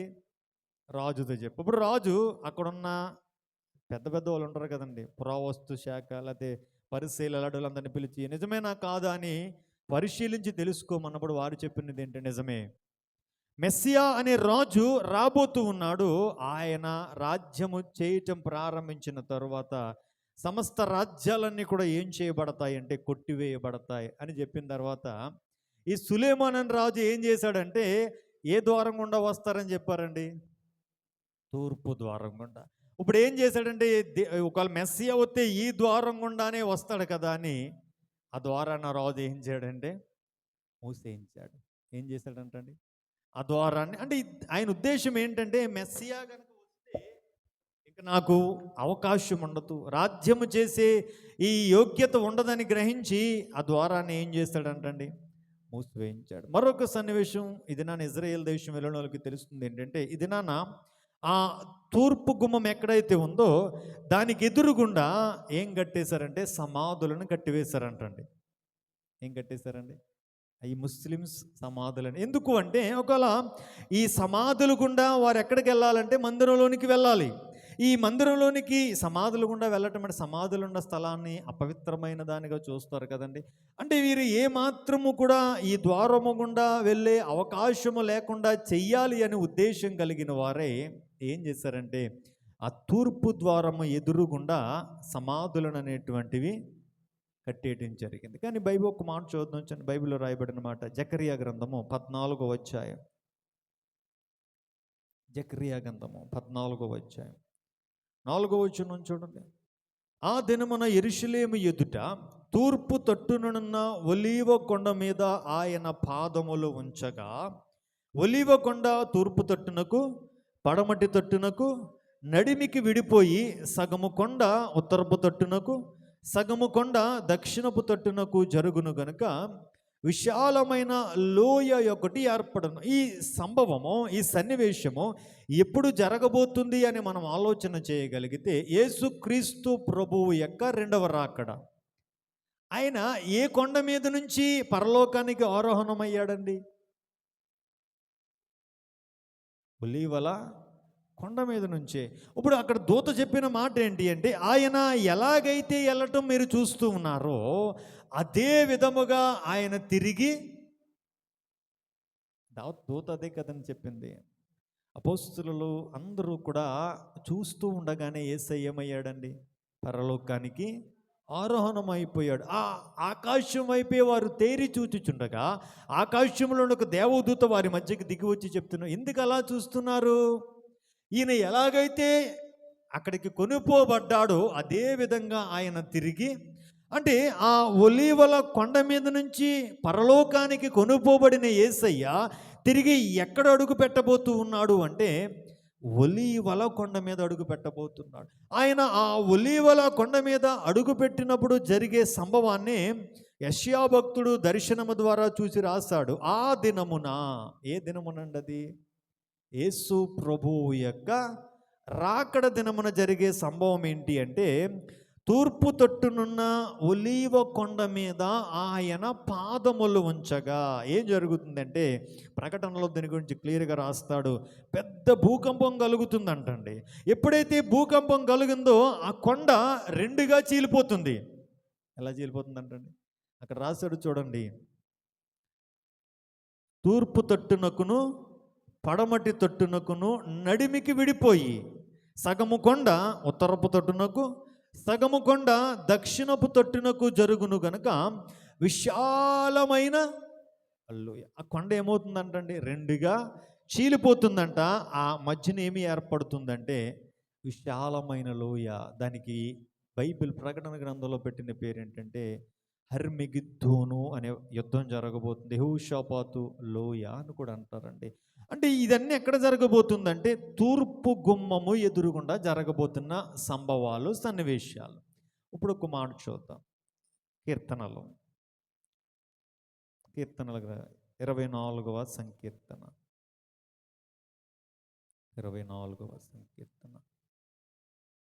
మనము ఇంటికి గుమ్మాలు పెట్టుకున్నప్పుడు, గృహప్రవేశం చేసుకున్నప్పుడు అలాంటి సమయంలో ఈ మాటను మనం చదువుకుంటాం కదండి. 9వ వచనం, గుమ్మములారా మీ తలలు పైకెత్తుకొనుడి, పురాతనమైన తలుపులారా మహిమగల రాజు ప్రవేశించినట్లు మిమ్మును లేవనెత్తుకొనుడి.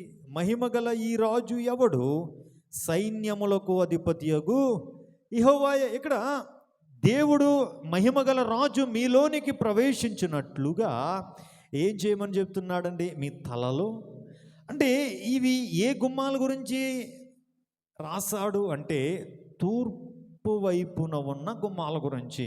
ఏం చేయాలంటే నీ మహిమగల రాజు ఆ యెరూషలేములో ప్రవేశించినట్లుగా ఆ గుమ్మాలను మనం ఏం చేయాలి అంటే తలలను పైకెత్తుకోవాలి. అంటే ఈ అన్ని విషయాలు మీకు చెప్పడం గల కారణం ఏంటంటే ఈ తూర్పు గుమ్మము దేని గురించి మనకి చెప్తూ ఉంది అంటే యేసుక్రీస్తు ప్రభువు మరలా రాబోతూ ఉన్నాడు. ఈ తూర్పు గుమ్మము ద్వారా మనము నేర్చుకోవలసిన పాఠం ఏంటి అంటే మనము ఆరాధిస్తున్న యేసుక్రీస్తు ప్రభు అంటండి, ఆయన మరలా రాబోతూ ఉన్నాడు. మరలా వస్తాడంటారండి. పాట ఉంటుంది, వస్తానన్నా రాకమానున, తెస్తానన్న పరలోకం తేకమానున. వస్తాడు కదండి ఆయన. అంటే ఈ దినాన క్రైస్తవులుగా రక్షించబడ్డాం, దేవుని పనిలో ముందుకెళ్తున్నాం, పాత జీవితాన్ని పక్కన పెట్టేసాం, తగ్గింపు కలిగి ముందుకెళ్తున్నాం, మొస్టంతటిని కూడా తీసివేసుకున్నాం, పరిశుద్ధాత్మ చేత నింపబడుతూ ఉన్నాం, దేవుని వాక్యము చేత కడుగుతున్నాం, ఆధ్యాత్మిక పోరాటాన్ని చేస్తూ ఉన్న మనము ఇవన్నీ కూడా దేనికోసమండి? ఈ అనుభవాలన్నీ కూడా ఎందుకొరకు? ఆదివారం గుడికి రావడం కొరకేనండి? కాదు కదండి. దేని కొరకు అంటే ప్రభువు రాకడ కొరకు, అంతే కదండి. ఆయన యెరూషలేములో అడుగు పెట్టబోతూ ఉన్నాడు అన్న సత్యవాక్యం చెప్తుంది. ఆయన అడుగు పెట్టినప్పుడు ఆ ఒలీవల కొండ రెండుగా విడిపోబోతుందని చెప్తుంది. ఆ లోయలో గొప్ప యుద్ధం జరగబోతుందని చెప్తుంది. శత్రువులందరినీ దేవుడు అక్కడ సంహరించబోతూ ఉన్నాడన్న వాక్య సత్యాన్ని బైబిల్ చెప్తూ ఉంది కదా. ఇది నన్ను ఇవన్నీ కూడా తెలుసుకున్న మనము జ్ఞాపకం చేసుకోవలసిన విషయం ఏంటి అంటే, గుర్తుపెట్టుకోవలసిన విషయం ఏంటి అంటే మన యేసయ్య తిరిగి రాబోతూ ఉన్నాడు. యేసయ్య తిరిగి రాబోతూ ఉన్నాడు. ఇప్పుడు ఆయన రాకడ కొరకు మనం ఏం చేయాలి? ఇది ఒక $1 మిలియన్ ప్రశ్న అండి. ఆయన రాకడకు మనం ఏం చేయాలండి? ఒక మాట చదువుదాం చూడనమ్మా. యోహాను మొదటి పత్రిక 2వ అధ్యాయం 28వ వచనం చూడండి. కాబట్టి చిన్నపిల్లలారా, ఆయన ప్రత్యక్షమగునప్పుడు ఆయన రాకడ యందు మనము ఆయన ఎదుట సిగ్గుపడక ధైర్యము కలుగునట్లు మీరు ఆయన యందు నిలిచియుండుడి. ఇక్కడ రాయబడిన మాట ఒక్కసారి ఆలోచన చేద్దాం. చిన్నపిల్లలారా అన్నాడండి, అంటే సండే స్కూల్ పిల్లలకే రాశాడండి. అంటే ఇక్కడ ఈ యోహాను భక్తుడు సంఘములో ఉన్న ఆత్మీయ పిల్లల్ని పిలిచేటప్పుడు కదండి, ఇది నాన్న పిల్లలారా అంటారండి కొంతమంది. అంటే సంఘమును సంబోధిస్తూ మన కొన్ని డినామినేషన్ పేరు చెప్పనులే, కొన్ని డినామినేషన్స్ ఉన్నాయి కాబట్టి వారు అలా సంబోధిస్తూ ఉంటారు. ఏది ఏమైనా బైబిల్లో భక్తులు అలా వాడారు కాబట్టి వాడొచ్చు, తప్పులేదు. ఇక్కడ అంటే చిన్నపిల్లలారా అంటే సంఘం అంతటిని ఉద్దేశించి చెప్తున్న మాట. ఏమంటున్నాడండి? చిన్నపిల్లలారా, ఆయన ప్రత్యక్షమగునప్పుడు, రెండు మాటలు రాశాడండి. ఆయన ఎప్పుడు జరుగుతుందండి అది? ప్రత్యక్షమగినప్పుడు. ఆ తర్వాత క్లియర్గా క్లారిటీ ఇచ్చేసి ఆయన రాకడ యందు. ఒక చిన్న మాట మీకు ఇక్కడ క్లారిటీ ఇచ్చి నేను ముందుకెళ్తాను. ఇప్పుడు యేసుక్రీస్తు ప్రభు రాబోతూ ఉన్నాడండి కదండి. ఆయన రాకడలో రెండు భాగాలు ఉంటాయని బైబిల్లో మనము స్పష్టంగా చూడొచ్చు. ఏంటి అంటే రహస్య రాకడ, రెండవది బహిరంగ రాకడ. రహస్య రాకడ అంటే ఎలా జరగబోతుంది అంటే, ఆయన ఎక్కడికి రాబోతూ ఉన్నాడంటే మధ్యాకాశములోనికి. దీని గురించి అపోస్తులైన పౌలు తెస్సలోనికి రాసిన మొదటి పత్రిక 4వ అధ్యాయము 13వ వచనం నుంచి చివరి వచనం భాగం వరకు మనం చూడొచ్చు. ప్రధాన దూత శబ్దముతోనూ దేవుని బోరతోనూ ఆయన పరలోకము నుంచి దిగి వస్తాడు. ఎక్కడికి వస్తాడండి ఆయన? ఒకసారి చదువుతాము. తెస్సలోనికి రాసిన మొదటి పత్రిక 4వ అధ్యాయం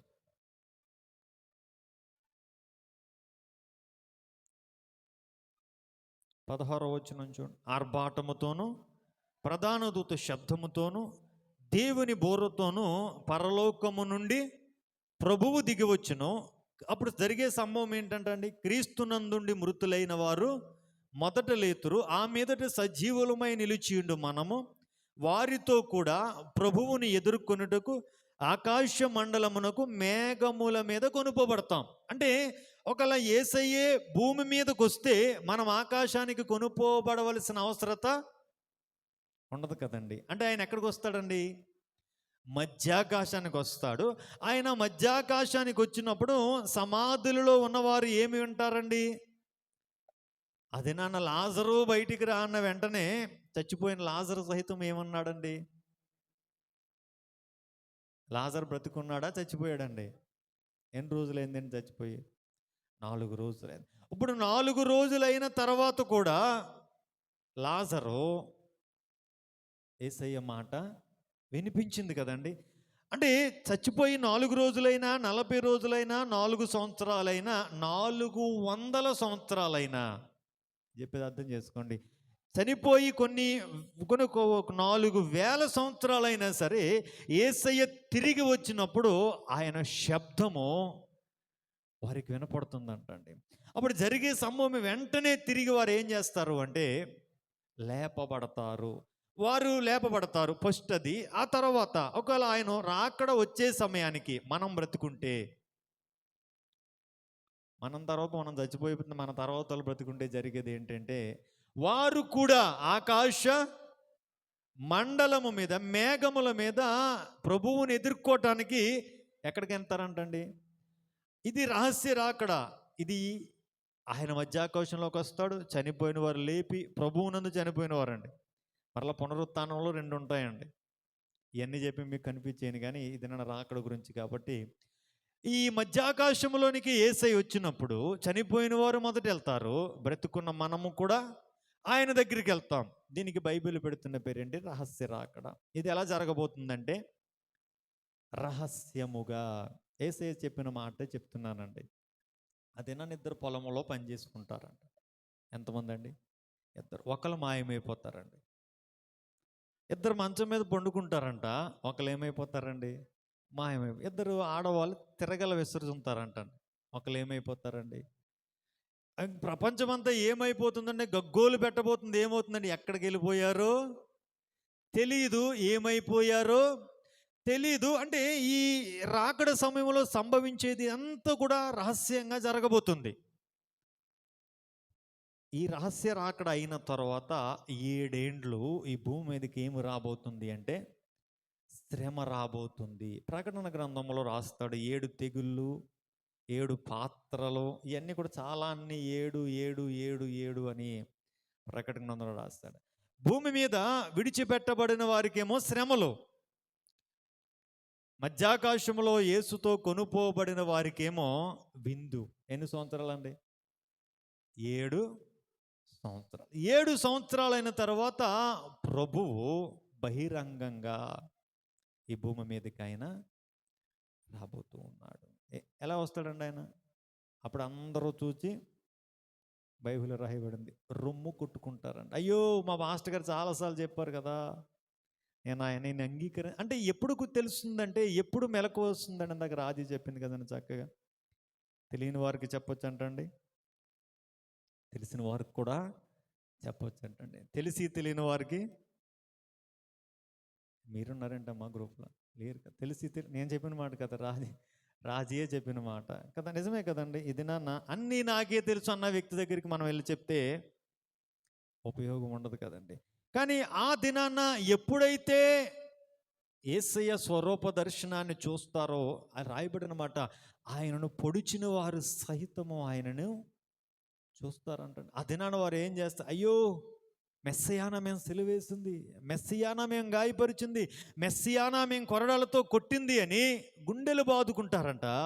కానీ ఆ సమయంలో వారికి ఏమి లేదు అంటే, మరొక అవకాశము వారికి లేదు. ఆ తర్వాత అప్పుడు ఆయన అపవాదిని బంధించటం, 1000 సంవత్సరాలు అగాధములో వాడిని బంధించడం జరుగుతుంది. 1000 సంవత్సరాలు కూడా ఏం జరగబోతుందంటే, యేసుక్రీస్తు ప్రభు పరిపాలన 1000 సంవత్సరాల తర్వాత మరల యుద్ధం జరగబోతుంది. యుద్ధమైన తర్వాత అపవాదిని తీసుకెళ్ళి ఎక్కడ పడైపోతున్నాడండి? అగ్నిగుండం. అక్కడ ఉంటుందండి తీర్పు. ఏంటంటండి? తీర్పు. కేకెత్తడండి నొక్కోకండి. మనం వెళ్ళిన వెంటనే చూస్తూ ఉంటాం కదండి, సినిమాల్లో ఇస్తాడు కదా, యముడి దగ్గర ఎవరు ఉంటారండి? చిత్రగుప్తుని నెడతాడు. ఏం తెస్తాడండి? చిట్ట ఏం ఉంటాయండి దాంట్లో? అలాగే మన యేసే ఎదురుగుండా మనం నిలబడగానే దేవదూతలు వస్తాయి, జీవ గ్రంథాన్ని తీసుకొస్తాయి. ఏం గ్రంథం అంటండి? ఈ స్టోరీ కాదండి, నేను స్టోరీలో చెప్తున్నాను మీకు అంతే. ఇది ప్రకటన గ్రంథంలో రాయబడిన మాటలు. ఏం తెస్తారండి? ఒక పుస్తకం తెస్తారు. ఆ పుస్తకంలో మన పేరు ఉంటుంది. మనం పుట్టినప్పటి నుండి చచ్చిపోయే వరకు, ఏ రోజు, ఏ నిమిషం, ఏ సెకండ్ ఏం చేసామో అన్ని పిన్ ఎక్కడ రాయబడి ఉంటాయండి. ఇప్పుడు దాన్ని చేసిన దాన్ని బట్టి దేవుడు మనకేమిస్తాడండి? జీతం ఇస్తాడు. మనం చేసిన దాన్ని బట్టి దేవుడు మనకేం తీరుస్తాడండి? తీర్పు తీరుస్తాడు. ప్రభు కొరకు జీవిస్తే జీవ కిరీటం ఇచ్చి పరలోకములో ఆయన ప్రక్కన కూర్చుండబెట్టుకుంటాడు. ప్రభువుకు ఆయాసకరంగా జీవిస్తే నీ కొరకు సిద్ధపరచబడిన నరకములోనికి వెళ్ళిపోండి అని దేవుడు మనల్ని నిర్దాక్షిణ్యంగా గెంటివేస్తాడు. ఇది బైబిల్ గ్రంథంలో రాయబడిన మాటలు. ఇవన్నీ కూడా ప్రకటన గ్రంథంలో రాయబడిన మాటలు అండి. ఇప్పుడు ఇక్కడ మనము ఆలోచన చేసుకోగలిగితే, ఇందాక మనం చదువుకున్నాం కదా, యోహాను మొదటి పత్రిక 2వ అధ్యాయం 28వ వచనంలో, ఆయన ప్రత్యక్షమగునప్పుడు ఆయన రాకడ సమయంలో, ఒకసారి తీందమ్మ మాట, యోహాను రాసిన మొదటి పత్రిక 2:28, ఆయన ప్రత్యక్షమగునప్పుడు ఆయన రాకడ యందు మనము ఆయన ఎదుట, ఏంటంటే మనము ఆయన ఎదుట సిగ్గుపడక, ఏం పడకూడదంటండి? సిగ్గుపడక. నేను అంటాను, ఒకసారి నా వైపు చూడండి అమ్మా. ఇప్పుడు దేవుని ఎదుట మనము సిగ్గుపడకుండా ఏం చేయాలంటండి? నిలబడాలి. యేసయ్యే అన్నాడండి, ప్రజల ఎదుట నన్ను గూర్చి ఎవడో సిగ్గుపడతాడో అన్నాడా లేదండి? పరలోకమందు నా దూతల ఎదుట అతనిని గూర్చి, ఆమెను గూర్చి నేనేమంటాను? ఇప్పుడు మనుషుల ఎదుట ఎవడైతే నన్ను ఒప్పుకోడో, పరలోకములో మీరు నా ఎదుట నిలబడినప్పుడు నేను అలాగే చెప్తాను, నువ్వెవడవో నాకు, నీవెవరో నాకు, అలాగ అన్నాడు అనుకోండి. ఒకసారి ఊహించుకుందాం కదండి. మనం చాలా ఊహలు చేసుకుంటాం కదా. ఈ పరలోకంలో యేసయ్య ఉన్నాడు, యేసయ్య ఎదుట మనం నిలబడ్డాం. ఇప్పుడు యేసయ్య మనల్ని ఇదే క్వశ్చన్ అడిగితే, ఇక్కడ భక్తుడైన యోహాను చెప్తున్నాడు సంఘంతో, సంగమా ఆయన ప్రత్యక్షం అవబోతూ ఉన్నాడు. ఎప్పుడు అంటే ఆయన రాకడ సమయంలో. ఇప్పుడు ఆయన ప్రత్యక్షమైనప్పుడు నువ్వు ఆయన ఎదుట నిలబడినప్పుడు నువ్వు సిగ్గుపడకుండా ఉండాలి అంటే, అదే కదా చెప్తున్నాడు, నువ్వు సిగ్గుపడకుండా ఉండాలి అంటే సిగ్గుపడక ధైర్యము కలిగి ఉండినట్లు. ధైర్యం ఉంటే సిగ్గుపడమంటండి, ధైర్యం లేకపోతే. ఎందుకే చెప్తానండి అమ్మ, మనం యేసుప్రభు అంటే తెలియని వాళ్ళకి ఏం చేయాలండి?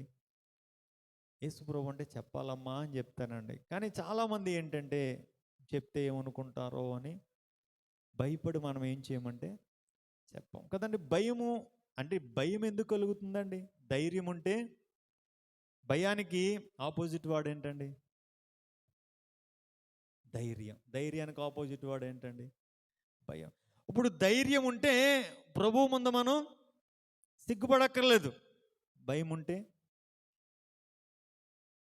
ఎవరి ముందండి? నా ముందు కాదండి, యేసు ప్రభువు ముందు మనం ఏమవ్వాలంటండి, సిగ్గుపడవలసిన అవసరత వస్తుందేమో అని ఆ దినాన యోహాను తన సంఘాన్ని హెచ్చరిస్తూ ఉన్నాడు. ఈ దినాన మీరు ప్రభువు రాకడ సమయముందు ఆయన ప్రత్యక్షమయ్యే ఆ గడియలో ఆయన ముందర మీరు వచ్చినప్పుడు మీరు సిగ్గుపడకూడదు అంటే మీకు ధైర్యం కావాలి. ఏం కావాలంటండి? ధైర్యం కావాలి. పిరికి వారికి పరలోక రాజ్యంలో ఏమీ లేదంటండి, స్థానము. ఒక లిస్ట్ రాశాడు కదండి, పరలోక రాజ్యంలో ఎవరెవరికి స్థానం లేదని రాస్తూ దాంట్లో చేర్చిన పిరికివారు అనే మాటను వాడాడు. అంటే ఈ దినాన ప్రభువు గురించి చెప్పడానికి మనం భయపడితే అదేనా పరలోక రాజ్యంలో స్థానం అనేటువంటిది మనకి లేదు అని దైవలేఖనం చాలా సూటిగా స్పష్టంగానే డైరెక్ట్గా రాశాడండి. ఆయన రాకడేందు మనము ఆయన ఎదుట సిగ్గుపడక ధైర్యము కలిగి ఉండునట్లు మీరు ఆయన యందు నిలిచి ఉండ. ఒక చిన్న సీక్వెన్స్ అండి అది. ఇప్పుడు ఆయన ఎదుట మనము నిలిచి ఉంటే మనము సిగ్గుపడము, ఆయన ఎదుట మనము నిలిచి ఉంటే ధైర్యం కలుగుతుంది, తద్వారా మనము సిగ్గుపడనక్కర్లేని స్థితిలో ఉంటాం. నేను ఒక్క మాట కూడా జ్ఞాపకం చేస్తాను. ఇది నాన్న, ఆయన యందు గనక మనము నిలిచి లేకపోతే, ఒక మాట అంటాడు కదా, ద్రాక్షవల్లిని నేను, తీగలు మీరు. ఎవడు నా యందు నిలిచి ఉండునో, నేను ఎవని యందు నిలిచి ఉండునో వాడు బహుగా ఫలించును, నాకు వేరుగా ఉండి మీరేమీ కూడా. అంటే ఇక్కడ యేసయ్య అన్నాడు, ఎవరైతే నాతో కనెక్ట్ అయి ఉంటాడో అతనితో నేను కూడా ఏమై ఉంటాను, కనెక్ట్ అయి ఉంటాను. ఇప్పుడు మనం ఒక్కరినొక్కరము కనెక్ట్ అయిన తరువాత మీరేమవుతారు? ఫలిస్తారు. ఏం ఫలం అండి అది? ఆత్మఫలం, జీవఫలం, ఏ ఫలమైనా మనం అనుకోవచ్చు. ఇప్పుడు మనము ఆయనలో నిలిచి ఉంటే, నిలిచి ఉన్న మనము ఆయన కొరకు ఏమైనా చేయగలం. ఒక మాట, పౌలు యేసయ్యతో కనెక్ట్ అవ్వలేదండి, సౌలు కింద ఉన్నాడు. ఇప్పుడు యేసయ్యతో కనెక్ట్ అవ్వలేదు కాబట్టి యేసయ్యను ఆయాసపరిచాడు, యేసయ్యను వెంబడించే వారిని కొట్టాడు, యేసయ్యను వెంబడించే వారిని హింసించాడు, యేసయ్యను వెంబడించే వారిని చంపటానికి సహితం పౌలు ఏం చేయలేదు వెనక. అదే సౌలు యేసయ్యను వెంబడించిన తర్వాత పౌలుగా మార్చబడ్డాడు. ఎవరినైతే కొట్టాడో వారిని ప్రేమించాడు, ఎవరినైతే గాయపరిచాడో వారిని దగ్గర హక్కుని చేర్చుకున్నాడు, ఎవరినైతే చంపడానికి ప్రయత్నించాడో అదే యేసయ్య కొరకు తన ప్రాణాన్ని సహితం పౌలు ఏం చేశాడండి? ఇచ్చేశాడు. ఎందుకండి? ముందు యేసయ్యతో ఆయన ఏమవ్వలేదు, కనెక్ట్ అవ్వలేదు. కానీ యేసయ్యతో కనెక్ట్ అయిన తర్వాత ఏదైతే ఆ యేసయ్యతో ఉన్న కనెక్షన్ పోగొడుతుందో అన్నిటిని కూడా విడిచిపెట్టేశాడండి. నేను చెప్పేది ఏంటంటే, ఈ దినాన యేసయ్య కొరకు ధైర్యంగా మనం ఎందుకు నిలబడలేకపోతూ ఉన్నాము అంటే, మనకు దేవుడు కావాలి, లోకము కావాలి. ఏంటంటండి? దేవుడు కావాలి. ఇప్పుడు చూడ, 2 పడవల మీద కాలు వేసి గోదావరిలో వెళ్తే ఎంత ప్రమాదం అండి, అంతే కదండి, ప్రమాదమా కాదండి? అలా ఎక్కడానికే ధైర్యం చేయం కదా. ఇప్పుడు ఆధ్యాత్మిక ప్రయాణములో కూడా అంతేనండి. ఇది నన్ను మనము దేవుని యందు నిలిచి ఉంటే ధైర్యం కలుగుతుంది, ధైర్యం కలిగితే మనలో ఉన్న సిగ్గంత పోతుంది. దేవుని యందు నిలిచి లేకపోతే ధైర్యం కలగదు, ధైర్యము లేకపోతే ప్రభువు కొరకు మనం ఏం చేయలేము అంటే నిలబడలేము, ప్రభువుకు సాక్షిగా మనము జీవించలేము. పరిస్థితులను బట్టి మన భక్తి కూడా ఏమైపోతుంది అంటే, పరిస్థితులు మన భక్తి జీవితాన్ని ఏం చేస్తాయంటే ప్రభావితం చేస్తాయి. కానీ స్థిరమైన భక్తి మనం కలిగి ఉంటేనే పరలోకం అండి. అందుకే బైబిల్ చాలా స్పష్టంగా చెప్తుంది, దేవుడు మీకు ఇచ్చిన రక్షణ ఆదివారం మాత్రమే కాదు, ఆ ప్రభువు వచ్చే దినము వరకు కూడా ఏం చేసుకోవాలంటే జాగ్రత్తగా కాపాడుకోవాలి. ఏం చేయాలంటండి? భయముతోనూ వణుకుతోనూ కొనసాగించాలి. ఎప్పుడు వరకు అంటండి? ప్రభువు రాకడ దినము వరకు. ఎందుకంటే భయము వణుకు లేదకపోతే గనక ప్రభువు ఎదుట మనము సిగ్గుపడవలసి వచ్చే అవకాశం ఉంది అని బైబిల్ చెప్తుంది. కాబట్టి దేవుని సేవకుడిగా మీకు జ్ఞాపకం చేసే విషయం ఏంటంటే, మన ప్రభువు రాబోతూ ఉన్నాడు. ప్రభువు ఏంటంటే అండి, రాబోతూ ఉన్నాడు. ఆ పరలోకం ఎవరి కొరకు దేవుడు సిద్ధపరిచాడంటే, సిద్ధపడిన వారికి సిద్ధపరచబడిన స్థలం అంటండి అది. ఎవరికంటండి? సిద్ధపడిన వారికి సిద్ధపరచబడిన స్థలం. ఏంటండి దానికి ప్రభు పెట్టిన పేరు? పరలోకం. సిద్ధపడని వారు ఆ ప్రభువు చేత సిద్ధపరచబడిన స్థలములో ఉండటానికి యోగ్యత లేదు, అర్హత లేదు. ఆ భాగ్యాన్ని వారు ఏం చేస్తారు అంటే కోల్పోతారు. కాబట్టి ఈ దినాన మనం జ్ఞాపకం ఆత్మీయ పోరాటంలో ఉన్న మనము ఎప్పుడూ కూడా ఇవన్నీ అంతే కదండి. పరిశుద్ధ ఆత్మ చేత నింపబడటం కావచ్చు, వాక్యము చేత మనల్ని మనం కడుక్కోవటం కావచ్చు, మనలో ఉన్న మస్టంతటిని తీసివేసుకోవటం కావచ్చు, అనేక మందికి ప్రభువును గూర్చి పరిచయం చేయటం కావచ్చు. వీటన్నిటి వెనక మన గురి ఏంటి అంటే ప్రభువును చేరుకోవటం, ప్రభువుతో కలిసి యుగయుగాలు కూడా జీవించటం. అందుకే అంటాడు కదా, నేను గురి చూడని వాడి వల్ల నేను పరిగెట్టట్లేదు. ఇదేనా క్రైస్తవులుగా మనకు ఒక గురి ఉండాలి, మన భక్తికి ఒక గురి ఉండాలి. ఏంటి అంటే ఆ గురి, నేను నా ప్రభువుని చేరుకోవాలి, ఆ పరలోక రాజ్యాన్ని నేను స్వతంత్రించుకోవాలి అన్న గురి కలిగి మనము జీవించగలిగితే ఆ గురి మన జీవితానికి ఒక దర్శనముగా మారుతుందంటండి. కాబట్టి విశ్వాసమునకు కర్తయు పౌలు అంటాడు, దానిని కొనసాగించువాడైనా యేసు వైపు చూస్తూ నా ముందుంచబడిన పరుగు పందెములో నేను ఎలా పరిగెడుతున్నాను అంటున్నాడంటే, ఓపికతో ఓపికతో ఓపికతో ప్రభు మీద నుంచి దృష్టి మరలితే ఏమవుతుందో పేతురు భక్తుని యొక్క అనుభవం ద్వారా సంఘానికి నేర్పించడానికి దైవలేఖనములో దాని గురించి రాయించాడు.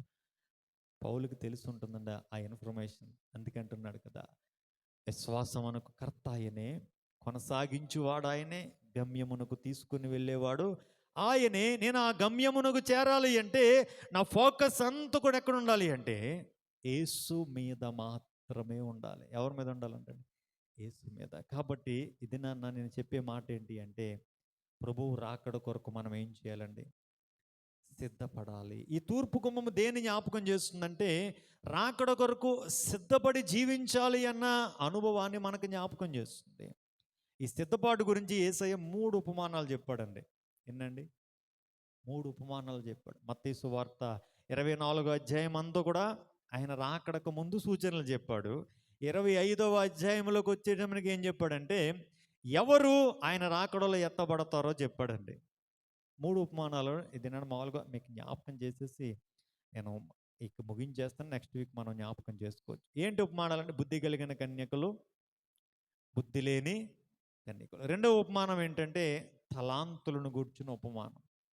ఒకనికి 5 తలాంతులు, ఒకనికి 2 తలాంతులు, ఒకనికి 1 తల. మూడవ ఉపమానం ఏంటంటే నమ్మకమైన దాసుని ఉపమానం.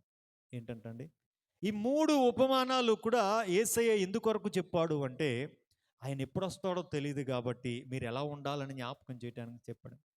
సిద్ధపడి ఉండాలి. కాబట్టి మనం రాబోతున్న వారాల్లో ఈ 3 ఉపమానాల ద్వారా మనం ఆధ్యాత్మికంగా బలపడదాం. ఆయన రాకడ కొరకు మనం ఏం చేయాలంటే సిద్ధపడదాం. కాబట్టి ఒకే మాట చెప్పి ముగిస్తున్నాను, ఆయన రాబోతున్నాడు.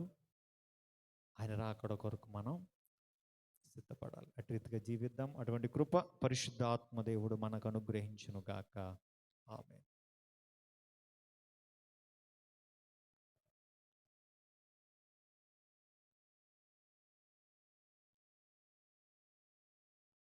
ఇంతవరకు దేవుని దాసులు చక్కని రీతిలో అద్భుతమైన సందేశాన్ని అందించారు. వారికి నా యొక్క వందనాలు తెలియజేస్తూ ఉన్నాను. ఈ యొక్క సమయంలో కానుకల పాట సంఘ కోయిర్ బిడ్డలు వచ్చి పాట పాడుతూ ఉండగా కానుకలు రెండమ్మ క్యూటీ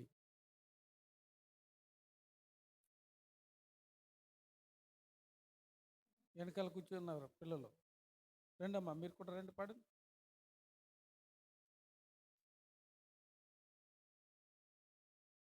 ఎదురుకి రావాలి పిల్లలు.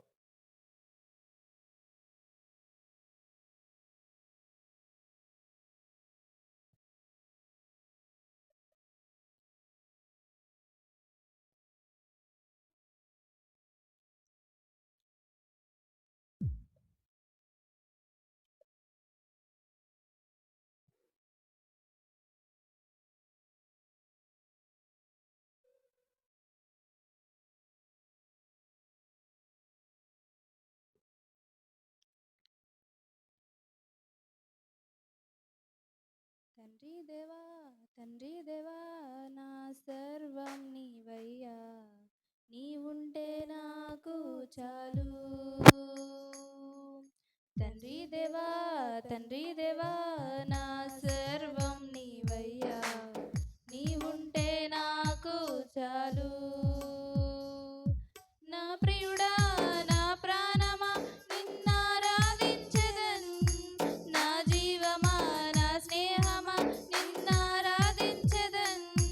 నా ప్రియుడా నా ప్రాణమా నిన్నారాధించెదన్, నా జీవమా నా స్నేహమా నిన్నారాధించెదన్.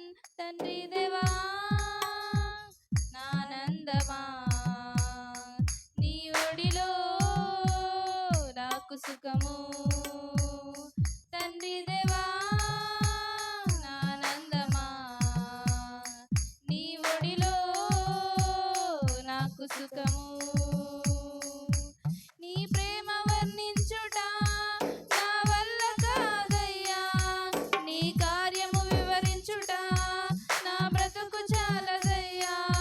నీ ప్రేమ వర్ణించుట నా వల్ల కాదయ్యా, నీ కార్యము వివరించుట నా బ్రతుకు చాలదయ్యా. తండ్రి దేవా నానందమా నీ ఒడిలో నాకు సుఖము. తండ్రి దేవా నానందమా నీ ఒడిలో నాకు సుఖము. తండ్రి దేవా నా సర్వం నీవయ్యా, నీవుంటే నాకు చాలు. తండ్రి దేవా నా సర్వం నీవయ్యా, నీవుంటే నాకు చాలు. నా ప్రాణ స్నేహితుడా నీ సన్నిధి పరిమళమే, జుంటె తేనె కన్నా నీ ప్రేమ మధురమయ్యా. నా ప్రాణ స్నేహితుడా నీ సన్నిధి పరిమళమే, జుంటె తేనె కన్నా నీ ప్రేమ మధురమయ్యా. తండ్రి దేవా నానందమా నీ వడిలో నాకు సుఖము. తండ్రి దేవా నానందమా నీ వడిలో నాకు సుఖము. తండ్రి దేవా నా సర్వం నీవయ్యా, నీవుంటే నాకు చాలు. తండ్రి దేవా నా సర్వం నీవయ్యా, నీవుంటే నాకు చాలు.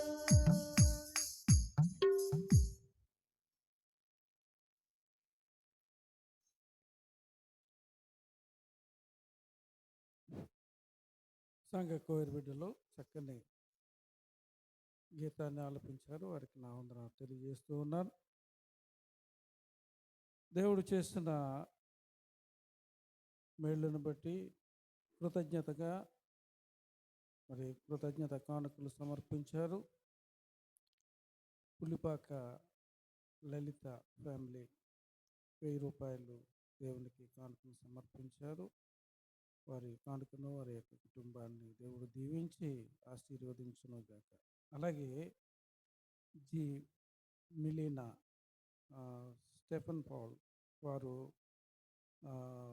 దేవునికి కానుకలను సమర్పించారు. బిడ్డలిద్దరిని కూడా దేవుడు దీవించి మరి వారి యొక్క చదువుల్లోనూ బిడ్డలు మంచి ప్రయోజకులు అవ్వడానికి దేవుడు కృప చూపులాగున ఆ కుటుంబాన్ని దీవించలాగున మరి ఆ కుటుంబం గురించి మీరందరూ ప్రార్థించవలసిందిగా కోరుచున్నాను. ఈ యొక్క సమయంలో కానుకల నిమిత్తము బొంగ సునీత గారు ప్రార్థనలో నడిపించవలసిందిగా మనవి చేస్తాం.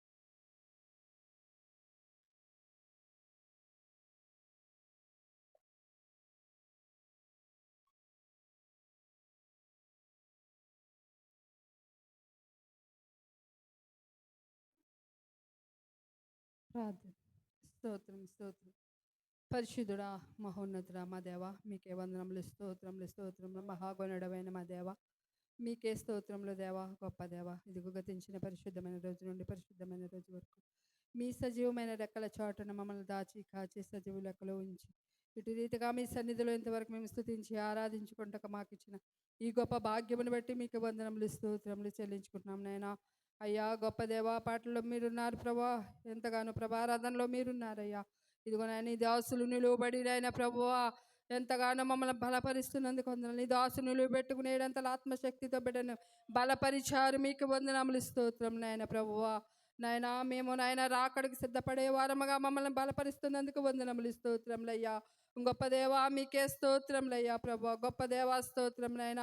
ఆత్మలో నాయన మేము బలము పొందుకొని నాయన ధైర్యంగా మీ ఎదుట నిలువబడుటకు నాయన ప్రభువా మమ్మల్ని రాకడకు సిద్ధపరిచమని అడుగుచున్నాం నాయన. నాయన మేము విని నాయన ఒక చెవిని విని ఒక చెవిని విడిచిపెట్టే వారముగా మేము ఉండకూడదయ్యా. హృదయమైన పలక మీద నాయన ప్రతి మాటను వ్రాసుకొని నాయన ప్రభువా వాక్యం ద్వారా మేము జీవించుటకు కృప దయచేయండి. మా సంఘం అంతా కూడా నాయన రాకడ సమయాన్ని ఎత్తబడే సంఘముగా ఉండుటకు కృప దయచేయండి నాయన. ప్రతి ఒక్కరిలో నాయన మంచి విశ్వాసమును దయచేయండి. వినుట వల్ల విశ్వాసము కలిగినని సెలవిచ్చిన దేవుడవు నాయన. నీ దాసుని ద్వారా ఇంకను మమ్మల్ని బలపరిచి నాయన ప్రభా మీరు అక్కడికి సిద్ధపడే వారముగా మమ్మల్ని ముందుకు నడిపించమని అడుగుచున్నాను, సహాయం చేయండి. నీ దాసుని ఎంతగానో బలపరిచారు, సువార్త పరిచర్యలో ఎంతగానో బిడ్డని నాయన వాడుకున్నారు ప్రభు. వారి బృందముతోనైనా సువార్త పరిచర్యలో ఎన్ని ఇరుకులు ఆటంకములు వచ్చిన ప్రయాణములలో నాయన తోడై ఉన్నారు ప్రభు. మార్గంలో మీ దూతలు కావలి ఉంచారు నాయన, మీకు వందనములు. బిడ్డలు క్షేమంకరంగా తోడుకెళ్ళి అక్కడ సువార్త ప్రకటించుటకు నాయన అక్కడ అందరికీ నాయన ప్రభు అన్ని విషయాలు సహాయం చేసి అక్కడ భోజనములు సిద్ధపరిచి బిడ్డలు ఎంతగానో నాయన ప్రభు మరలా క్షేమంగా గృహానికి తోడుకొచ్చారయ్యా. మీకే వందనములు, స్తోత్రం నాయన ప్రభువా. నాయన ప్రయాసను నాయన నేను వ్యర్థపరిచే దేవుడవు కాదు నాయన, అక్కడ కార్యం జరిగించే దేవుడవు నాయన. సహాయం ఇచ్చేయండి ప్రభువా. నాయన సువార్త ఏ ప్రాంతంలో అందబడటం లేదో ఆ ప్రాంతానికి మరలా తోడుకెళ్ళండి ప్రభువా. సహాయం చేయండి ప్రభువా. నిజమైన దేవుడు లోకరక్షకుడని ప్రతి ఒక్కరికి తెలియజేసే విధంగానైనా నీ దాసుల్ని వారి బృందముని సిద్ధపరుస్తున్నారయ్యా. ఇంకను బలపరచండి నాయన. ప్రతి వెళ్ళిన ప్రతి బిడను నాయన మా నీ సేవకుని ఇంకను బలపరచమని అడుగుచున్నాను నాయన. ఇదిగో మీ మాటలు వింటున్న మేము కూడా నాయన స్తోత్రం నాయన. ఇదిగో నిజమైన దేవుడు లోకరక్షకుడు యేసుక్రీస్తునే మీరు నమ్మండి అని మేము ధైర్యంగా చెప్పుటకు నాయన ప్రభువా మమ్మల్ని బలపరచండి అయ్యా. మేము సిగ్గుపడే వారముగా ఉండకూడదు నాయన ప్రభు, స్తోత్రం నాయన. నాయన మేము మీలో నిలిచి ఉంటే నాయన మేము సిగ్గుపడము నాయన ప్రభువా. అయ్యా ధైర్యంగా మీ మాటలు చెప్పి మేము కూడా సువార్త ప్రకటించుటకు మమ్మల్ని బలపరచండి అయ్యా. స్తోత్రం నాయన, గొప్ప దేవ. అట్టి విధంగా నాయన అన్ని విషయాలు మీ కృపను తోడించండి, సహాయం చేయండి. ఇదిగో నాయన కానుకలు ఎత్తబడి ఉన్నాయి ప్రభు. ఇచ్చి నాయన వేసిన ప్రతి హస్తాన్ని దీవించండి ప్రభువా. అయ్యా లేమిలోను కలిమిలోను వేసిన ప్రతి ఒక్క బిడకు తోడేయండి ప్రభువా. ఇదిగో ప్రత్యేక కానుకలు ఇచ్చిన బిడ్డలను జ్ఞాపకం చేసుకోమని అడుగుచున్నా నాయన. స్తోత్రం నాయన. పులిపాక లలిత గారు కానికిచ్చారయ్యా బిడని, వారికి ఇచ్చిన కుటుంబమును నాయన వారికి ఇచ్చిన భర్తను బిడలను సంపూర్ణ కుటుంబాన్ని దీవించి ఆశీర్వదించండి, సహాయం చేయండి. ఇచ్చిన కానుకను దీవించి ఆశీర్వదించండి ప్రభువా. అలాగే నాయన మిలేనా కానుక వేసిన బిడ్డని బట్టి వందనాలయ్యా. ఆ బిడ్డకి మంచి జ్ఞానమును తెలివిని వివేకమును దయచేయండి అయ్యా. చదువుల ముందుకు నడిపించండి అయ్యా. తల్లిదండ్రులను దీవించండి, కుటుంబాన్ని బలపరచండి అయ్యా. చంటికి ఇంకా మంచి ఆరోగ్యం ఇచ్చి బలపరచండి. ఇదిగో 4 దినములు కూడా స్త్రీల కూడిక మహిమకరంగా గృహంలో జరిగించారు. 5వ వారము కూడా ఆ గృహంలోనైనా స్త్రీల కూడికను మహిమకరంగా దీవెనకరంగా ఆశీర్వాదకరంగా జరిగించి సహాయం చేయండి. ఇదిగో నాయన కూడి వచ్చిన ప్రతి బిడ్డను దీవించి ఆశీర్వదించండి. ప్రతి ఒక్కరు మీ దీవెనలు పొందుకొని మేమెంత ఆశీర్వాదకరంగానైనా మేమెంతగానో ఇంకా బలపడి ముందుకు సాగే కృపను దయచేయమని యేసు పరిశుద్ధ నామమును అడిగి వేడుకొని పొందుకొని ఉన్నాం మా ప్రియ పరలోకపు తండ్రి, ఆమేన్.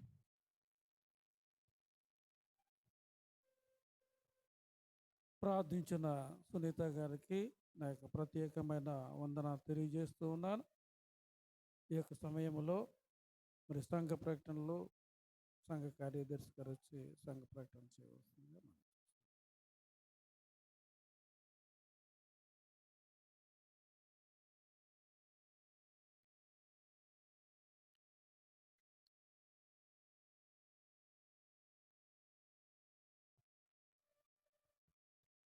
దేవుని పరిశుద్ధ నామానికి స్తోత్రములు. దేవుడు గతించిన వారమంతా ఆయన రెక్కలను చాటును కాపాడి మరి ఒక గొప్ప ధన్యతను మనకందరికి కలుగజేసినందుకు దేవునికి లెక్కలేని వందనాలు తెలియపరుస్తున్నాను. ఇకపోతే సామ్యూయల్ గారి జ్ఞాపకార్థ కూడిక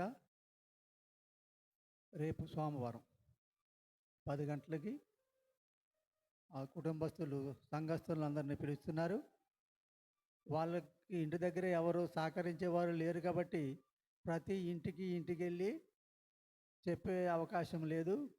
అందుకని చర్చిలో అందరికీ చెప్పండి. చర్చిలో ఎవరైనా రాకపోతే ప్రక్క వాళ్ళకి ఈ విషయాన్ని తెలియపరచవలసిందిగా వారు మనవి చేశారు. కాబట్టి ప్రతి ఒక్కరూ ఆ కూడికకు పాల్గొని వారి జ్ఞాపకార్థాలని మనమందరము పంచుకోవాలని మీకు అందరికీ నేను మనవి చేస్తున్నాను. ఇకపోతే ఆ పండు లలిత అంటే చాలామందికి తెలియదు.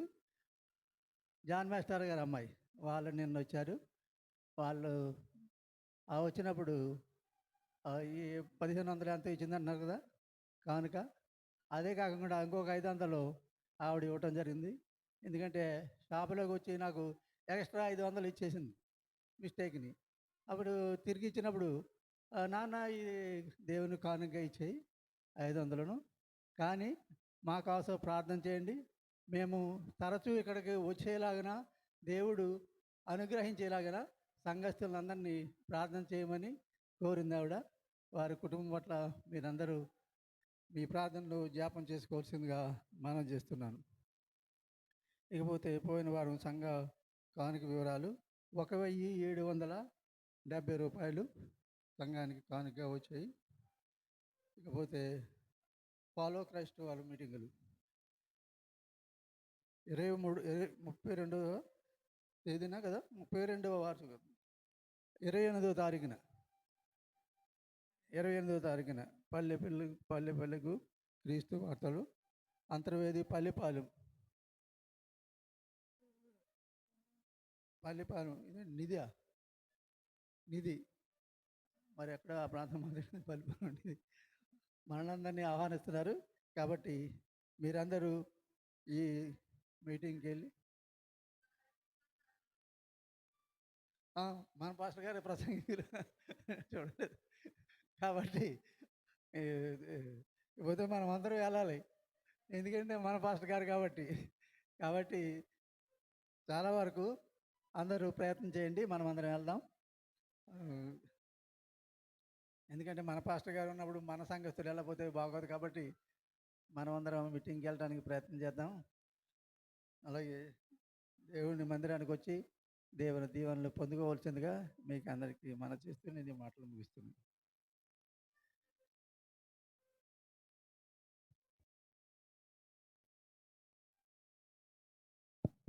ఇంతవరకు సంఘ కార్యదర్శి గారు స్వామి గారు మరి సంఘ ప్రకటన చేశారు. వారికి నా వందనాలు తెలియజేస్తూ ఉన్నాను. దేవుని సేవకుని ప్రేమించి మేము తీసుకొచ్చిన కుటుంబాలను దేవుడు దీవించి ఆశీర్వదించును గాక.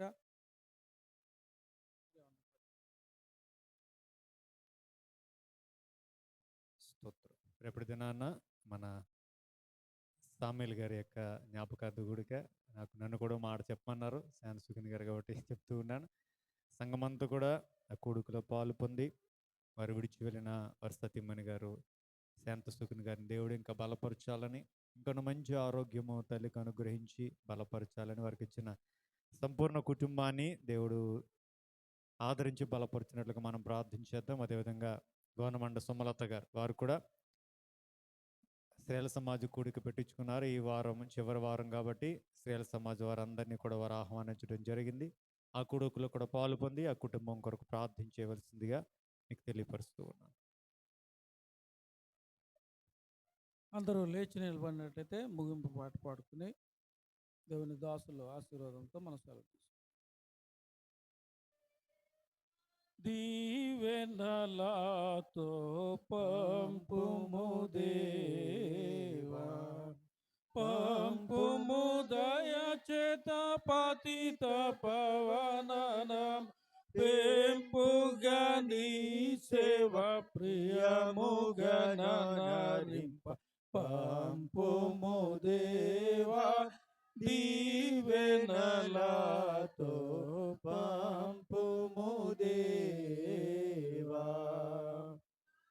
సేవ నుండి మా వెలుతులని యేసుని కొరకై వెసగు సమీచుచు పంపుము దేవా దీవెనలతో పంపుము దేవా. నీన సత్యాంబులు విమలాత్మ మది నింపి దీన దీన ఫలములు దివ్యంగా ఫలింప పంపుము దేవా దీవెనలతో పంపుము దేవా. నిన్న నిజము సేవింప బాసుర మగునాత్మ వాసికే ప్రగరించి పంపుము దేవా దీవెనలతో పంపుము దేవా.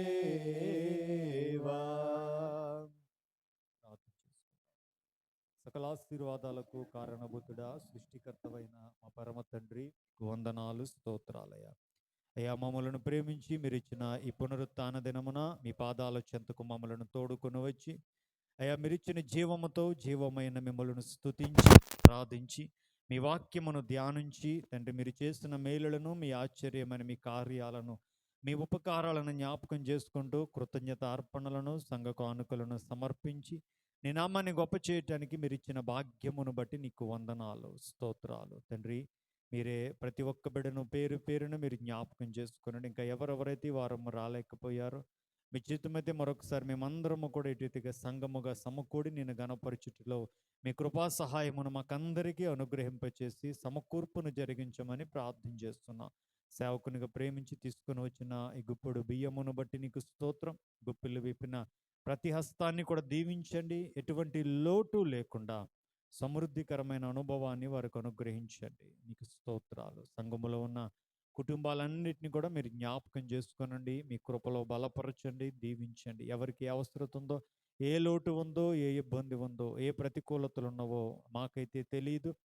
సమస్తము ఎరిగిన దేవుడవు. ప్రతి ఒక్క కుటుంబాన్ని మీరు బలపరచండి. మీ గొప్ప కార్యాలు ప్రతి కుటుంబంలో కూడా మీరు జరిగించండి. అనారోగ్యంతో బాధపడుతున్న బిడ్డలను జ్ఞాపకం చేసుకొనండి.